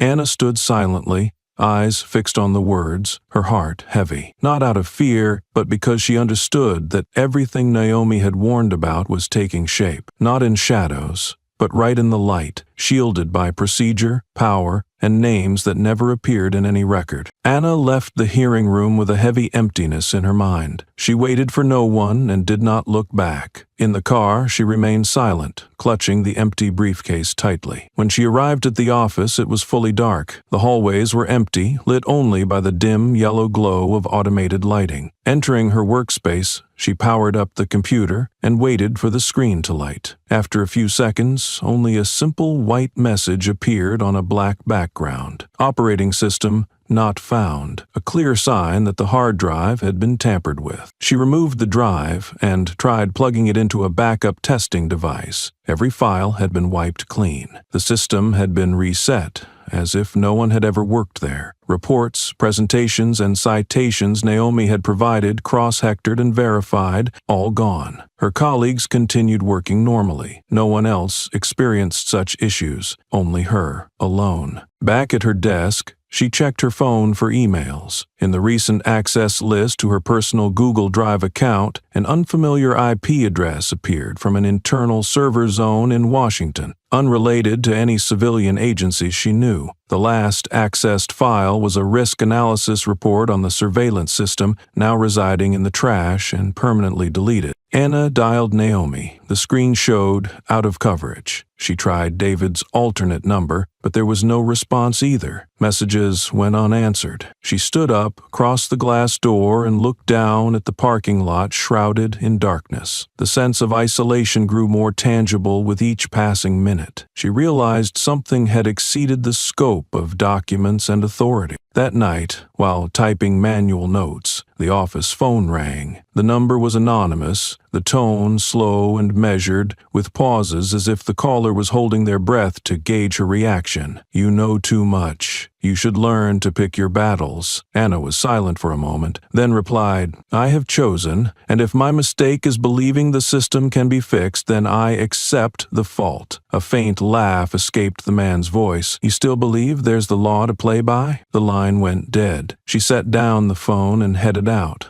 locking the door by habit. On the tiled floor in the hallway, a file folder lay neatly placed without any cover or label. She bent down and gently touched its spine. It was a hard copy of Naomi's report, kept private and never shared with any official agency. The cover was marked in bold red. "This file is not lost. We just want to know what you're doing with it." She closed the door, drew the curtains, and opened the file, leafing through each page. Familiar words, analytic charts, and handwritten notes remained intact. At that moment, she was neither angry nor afraid. Instead, a heavier feeling arose, the sense that she had stepped into a place where retreat meant submission and advance meant accepting permanent surveillance. She recorded every development in an encrypted diary locked on an independent storage device. Early the next morning, she scanned all remaining documents, packed the files, and encrypted them with 2 layers of separate security. Before leaving the office, she sent an email to David Monroe's internal address. The subject line was typed carefully, like a cold accusation. "No longer a system error. This is a system designed so no one dares to fix it." David sat in his office, the light from the screen illuminating his face as he read the notification that had just appeared on the internal system. The decision to transfer him to an international strategy department took effect immediately. The location was a military base deep in the western border region. There was no explanation, no feedback, and no internal meeting scheduled. What sent a chill down his spine was not the decision itself, but how smoothly it was executed. His security account was revoked the moment the notification was sent, and all domestic data streams he once had access to now displayed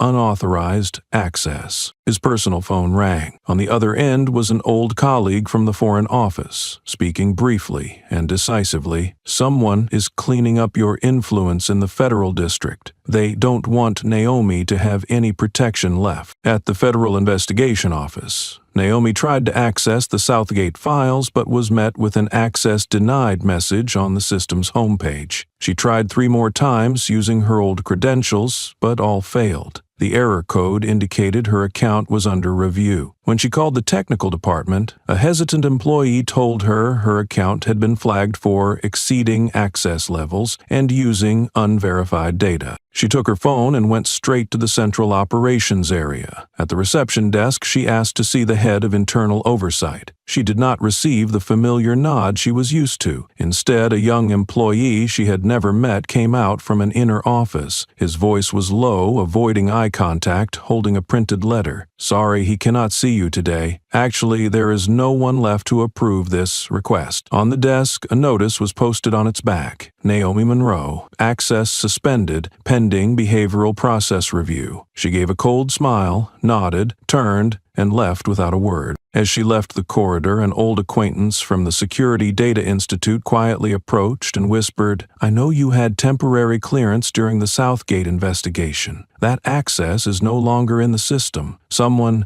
just wiped the entire approval chain, like it never existed." Naomi did not react immediately. She stepped outside into the overcast sky, gentle gusts sweeping through distant trees. In her hand, she still held the USB containing what remained of the old file chain, unpublished data, unsubmitted reports, names that had never appeared in any official documentation. Unconsciously, she pulled out her phone and reopened the voice notes app. The unfinished speech she was writing appeared. The first sentence was incomplete but clear. She stared at the words for a long moment, then touched the edit icon. No more official emails, no access rights. David was removed from the front line. She was taken off the system. Yet Naomi knew better than ever that some truths, once they exist, do not need approval to be spoken. They just need to be told at the right time. Her hand did not tremble. Her eyes did not wander. She wrote the next line evenly. If they fear what I know,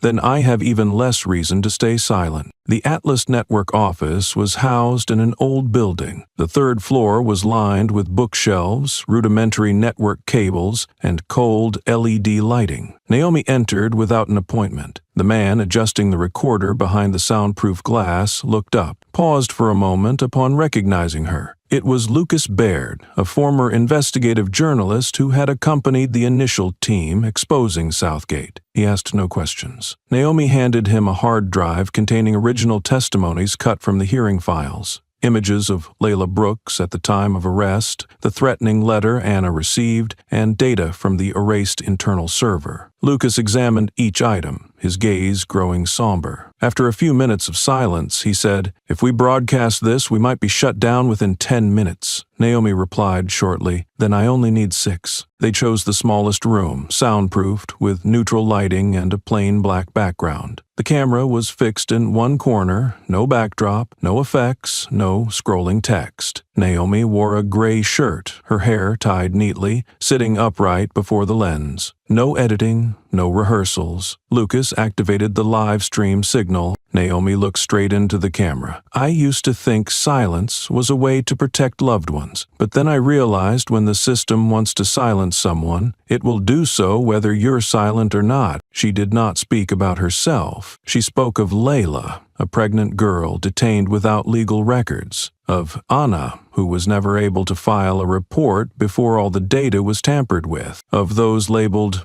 high-risk citizens simply due to their skin color, their residence, or because they appeared in places not designated for them. There were no cries for help, no sobbing. Naomi presented data, statistics, and quotes from testimonies, recounting the moment security systems linked with private companies constructed a qualitative citizen assessment system. She posed a question, repeating it 3 times. Who authorized this model? Who benefits? Who knows and stays silent? The live stream spread quickly, from community forums and civil rights groups to international news channels. On Lucas's screen, viewer numbers climbed by thousands and then tens of thousands. The system remained intact. Naomi stopped after she had said all she needed. Her eyes never left the camera, never avoided it. She ended with a single sentence. If justice is something that must wait for permission to speak, then that is not justice. She stood up and stepped out of frame. Lucas signaled to cut the feed, but then Naomi's phone vibrated. A notification from the Department of Justice appeared. Request to investigate speech with signs of revealing unverified information disrupting public trust. She read the message, placed the phone on the table, then returned to her seat, looking directly into the camera, still recording internally. Trust cannot be disturbed. Unless it was built on lies from the start. Lucas said nothing. In the quiet room, only the cold light reflected on the walls, and the steady sound of the hard drive spinning confirmed one truth. What has been revealed can never be erased. The news first broke on a local television channel. A young black man had died at Southgate Detention Center while awaiting administrative processing. His name was Jason Price, 23 years old. The official report listed the cause of death as sudden heart failure. Initial statements claimed he had a history of stress and had once resisted staff instructions. But just hours later, a leaked clip from an internal surveillance camera surfaced online. Though grainy and shaky, a few clear seconds revealed Jason being restrained by 2 guards. one holding his shoulders, the other gripping a stun baton. The footage had no sound, but it needed none. The images alone contradicted the sanitized language of the official report. Mainstream media quickly picked up the story, but framed it with caution. They quoted a Southgate spokesperson who stated that Jason had prior offenses related to public disorder and non-compliance with routine checks. However, when online communities accessed the public records database, they found no criminal history linked to Jason Price for the past 3 years. Older records had been improperly sealed. The inconsistency only fueled the public outrage. 2 days later, the independent paper Civic Watch released a disturbing revelation. Jason had previously been placed on a special monitoring list by federal prosecutor Naomi Monroe during her audit of Southgate the year before. The document had been tagged as priority status, marked no signs of aggression but likely targeted based on identity profile. Naomi had not only flagged his name but also submitted a formal request to the Detention Health Board, urging a psychological evaluation for Jason after he had spent 11 consecutive days in solitary confinement. The request was preserved by a former colleague who had backed it up in a private archive. The situation escalated when data investigators discovered that Jason's records had been shifted to internal or access 3 weeks after Naomi's suspension. All activity logs linked to staff involved in his detention disappeared from the official system,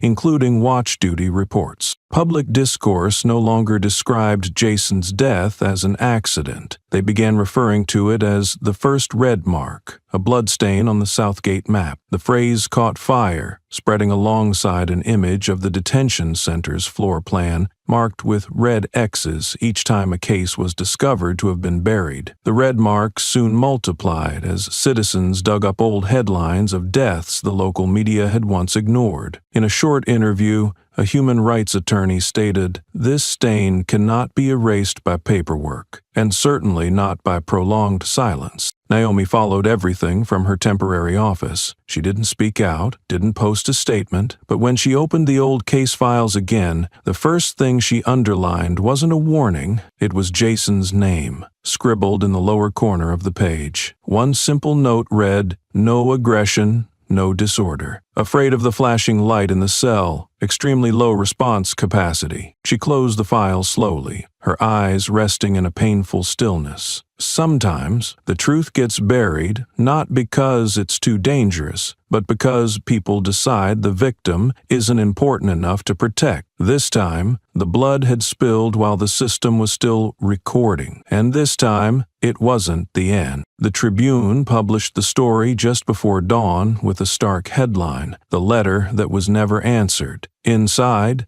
investigative journalist Allison Grant revealed a 2-page document Naomi Monroe had submitted to the Department of Justice before her suspension. It was an official proposal to reopen 14 unexplained deaths at Southgate, annotated with behavioral data and internal medical reports. The letter had been ignored. No reply, no acknowledgement of receipt. Allison confirmed the document had been recovered from an independent archive, removed from public servers during an internal sweep following Naomi's dismissal. The article spread rapidly. Simultaneously, across social media, the phrase "Naomi was right" appeared with growing frequency beneath any Southgate post. The hashtag Southgate Files began trending across several states. The public was no longer reacting to a single case. They were demanding answers about the entire detention model. Within 24 hours, an anonymous hacker group named Iron Root released another clip from Southgate's internal surveillance. The footage captured a conversation inside the supervisor's conference room. A young guard, visibly distressed, said, "If I don't meet my behavior quotas, I don't get my paycheck." The boss said it himself. The other person in the room didn't respond. The screen froze for 3 seconds, then cut out. The video had no effect, no edits, and no splices, and that was why it spread so quickly. In one brief exchange, viewers heard what official memos always tried to obscure. Behavioral reports turned into performance targets, resistance treated like a KPI, and human beings reduced to performance metrics. The media immediately pressed authorities for comment. Under growing pressure from journalists and academics, the Department of Justice announced it would reopen 5 years' worth of Southgate's internal oversight data, including behavioral classifications, disciplinary protocols, and internal assessments never before made public. It was the first time a federal detention system was forced to disclose internal data to the public. In a small backup office, Naomi stood before a wall-sized map. Red pins marked locations of incidents, labeled closed without need for review. Each pin represented a name, a fragmented story, a truth never officially recognized. She added no new notes, made no effort to reorganize the evidence. The map wasn't for presentation, it was for remembering. David stepped in, holding a printed list of cases marked confidential due to reputational risk. He didn't need to read it.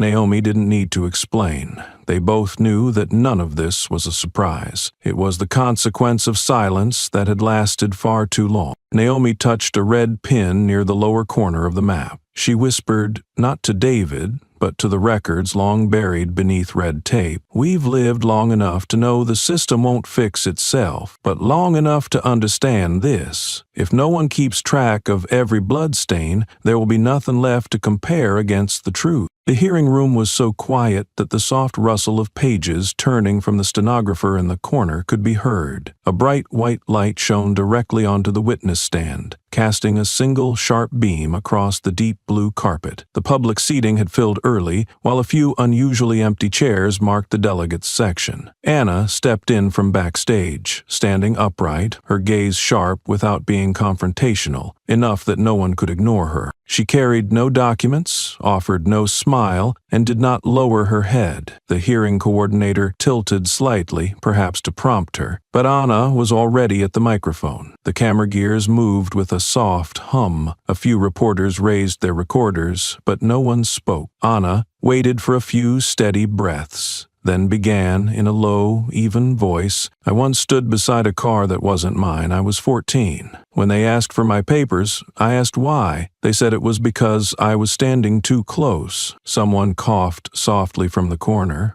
but Anna did not stop. Years later, a woman was detained because she was carrying a purse that didn't match the place where she stood. No one asked if the purse had papers. They asked who she was and why she was there. Pins paused mid-sentence. Anna lifted her head and looked directly at the front row. There was no preamble, no setup. She asked, "Who designed this system, and why does it always know how to target those without the right to be wrong?" No one answered. Some delegates looked down at their folders, others gently shook their heads, not in disagreement, but to avoid meeting her eyes. A few younger attendees leaned slightly forward, waiting for what she would say next. Anna's tone remained steady, not louder, not forceful. I know many people have sent messages of support, encouragement, even said I was so strong, but I'm not here for comfort. What brought me here has never been pain. It's the way people found a legal path to make me feel I should be silent. She paused for exactly one beat. In the stillness, a reporter placed his pen on the table edge and sat upright. A young black boy in the back row kept his eyes fixed on Anna, his hands clenched tightly, as if holding on to something more important than anyone could see. I don't need a shield. I need those guns not to point at me first. I need those eyes to stop defaulting to suspicion, to stop treating me as questionable, examinable, expendable. Anna didn't break her pace. Each word was clear enough to settle into the minds of everyone in the room. A soft chill moved through the air-conditioned room. No one spoke, no phones rang, and no one dared claim they had fully understood what she had just said. Anna stayed right where she was, not moving, not bowing in thanks as is customary after public testimony. The light beneath her feet made the entire room seem to fall away. She took a deep breath, slow and deliberate, as though trying to hold on to the echoes just released into the air. "Layla Brooks," she said, as gently as one might call a departed loved one. 17, pregnant, never committed a crime, detained for not looking legal enough, no record, no detention log, her family received no phone call, and when people finally asked, the answer was, "We don't remember how she got here." No one stirred. A few reporters exchanged glances. They had heard Layla's name, but never the details. If there hadn't been a live stream camera that day, if no one had stopped and hit record, how badly would we have been smeared? Anna raised her head again. Her eyes weren't angry, just cold, like a question that had stopped needing answers. I don't want to be the lucky one who survived because someone happened to press record. I want to live like a regular person, not lucky, not waiting for someone to act at the right time. Chairs creaked faintly. Someone leaned forward as if to speak, but no one interrupted. Anna glanced across the delegate row. Still, no names were mentioned. She didn't single anyone out, but the question she raised could no longer be ignored. Who signed the surveillance order? Who decided that a case file could be marked sensitive just because its owner once investigated Southgate? She paused, then added, who dismissed the 2021 class action lawsuit where those beaten in holding cells never saw daylight again? A faint camera zoom clicked. Anna continued. Who allowed an illegal detention center to operate in the Capitol without a single elected official ever questioning it?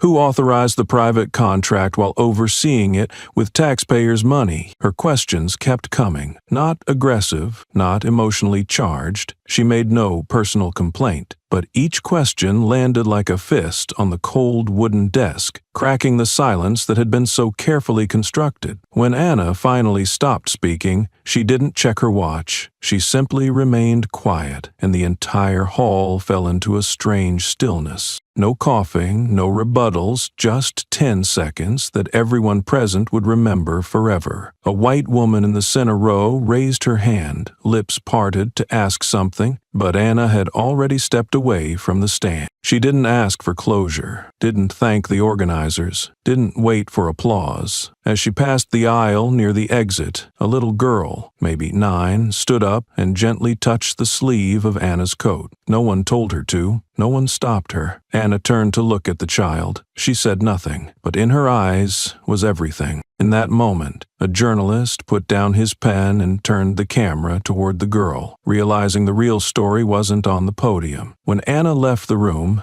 no one rose to escort her, but millions had begun sharing the live-streamed video. It wasn't because she shouted or cried. It was because every word she spoke felt like a truth that had never been allowed to surface. The hashtag "I am not an exception" began appearing beneath every video, every article, every point of view, and for the first time, people were forced to reconsider a question they had grown too used to ignoring. Justice for whom exactly? The news bulletin aired on an unannounced morning. There was no press conference, no official statement from the head of the department, just a short excerpt appearing on the Justice Department's web portal. An independent investigative committee on abuse of power within law enforcement has been established under a special proposal by the Congressional Human Rights Commission. The line sat among hundreds of other notices, unbolded, unexplained, but anyone who had followed Naomi's story knew exactly what it meant. After years of petitions disappearing into the system, after countless incidents labeled sensitive and shelved indefinitely, this was the first time an independent body was granted access to records that previously only a select few had the authority to view. There were no loud victories, no cheering crowds, but legal professionals quietly acknowledged that something had started to crack. Elijah Crane was the first among the new lists of witnesses to submit a testimony. He arrived at the hearing office carrying a worn silver fabric bag. Inside were audio recordings, several handwritten letters, and excerpts from a journal he had kept while working at Southgate. Elijah did not bring a lawyer. He said he had stayed silent for too long and now wanted to take responsibility. Around the same time, an office coordinator who had handled Layla's detainment sent an anonymous email confirming that her case had never actually been entered into the system. And then Layla appeared, not in a breaking news segment, but in a video recorded by a human rights organization. She wore a gray t-shirt, looked gaunt, and her eyes were still clouded by shock. In the 5-minute clip,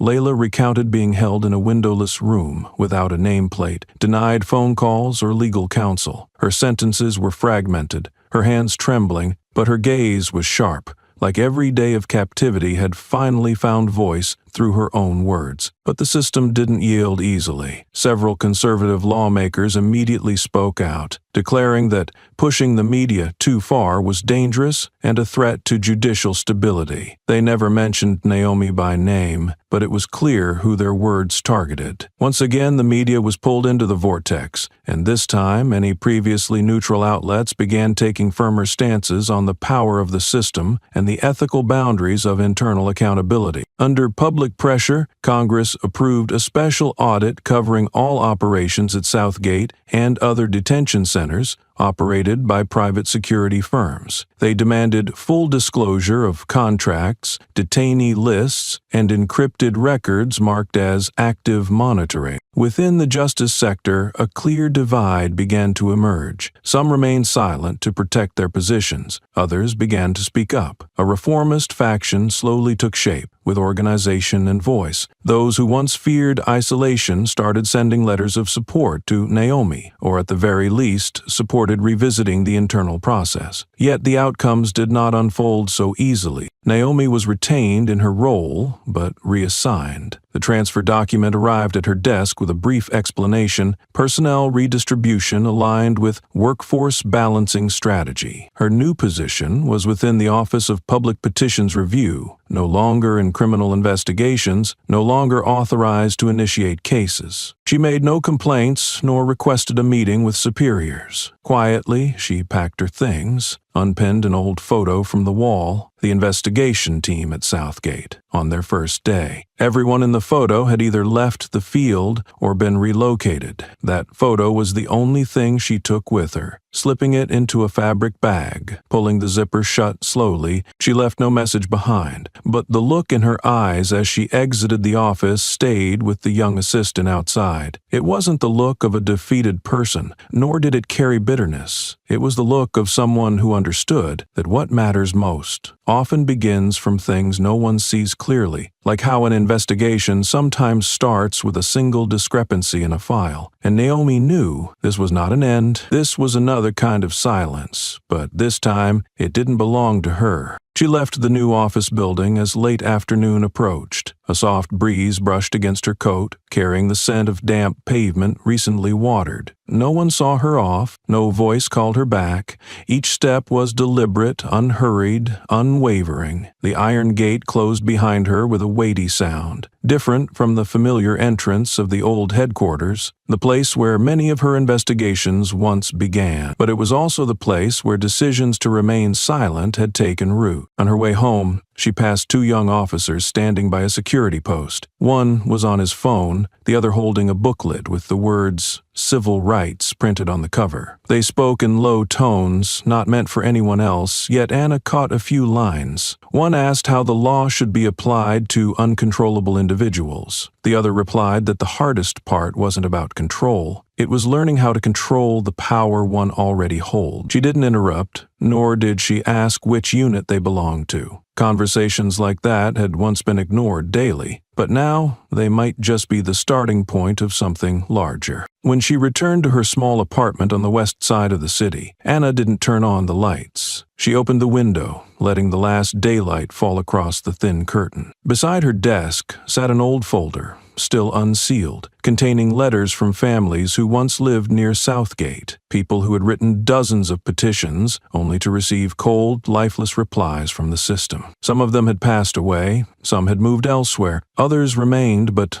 no longer hope. Anna sat down, pulled out a blank sheet and began writing slowly. "To my successor, the one who will sit in the seat I once thought could change everything." She didn't write much. The letter wasn't meant to explain nor to boast, just a few practical notes, some hard-won warnings, and a final reminder that the system doesn't need to change overnight, but it must be illuminated from the dark spots people try to conceal. She placed the letter in an envelope, left it on the bookshelf with the archived documents. There was no name on the envelope. She knew someone would read it if they truly wished to occupy that seat for the right reason. A week later, at the congressional headquarters, a new hearing began. The speaking seat was given to a young lawyer named Jamal Carter. He had once been Anna's student, once subjected to administrative checks for bearing the name Carter in a neighborhood marked stark white on the residency map. Jamal didn't read a prepared speech. He simply told 3 stories he had witnessed but never had the chance to formally record. Each story was brief but echoed loudly through the grand hall. He ended with a question. If all data can be altered, then what can still be considered evidence?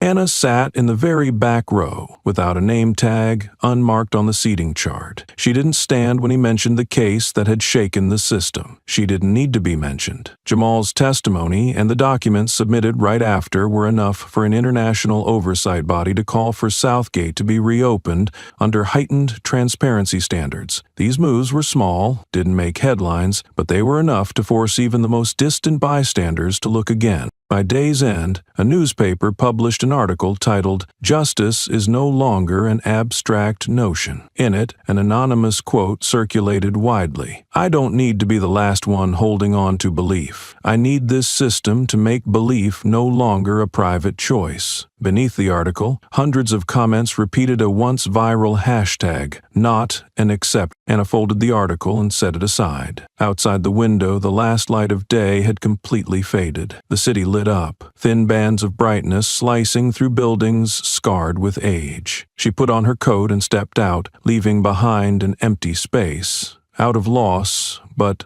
of pause, waiting for something else, something she knew, this time, she wouldn't face alone. Have you ever been misjudged simply because someone didn't truly see you? Have you ever been underestimated, only to quietly prove you were far more capable than they imagined? If you've felt that way, then this story is for you. It's not just a response, it's a reminder that dignity doesn't need to shout, it just needs to be seen clearly. If this story made you pause and reflect, share it so others can learn from it too. Thank you for watching our channel. We're committed to bringing you the most meaningful and compelling content. Don't forget to subscribe for more powerful and inspiring stories.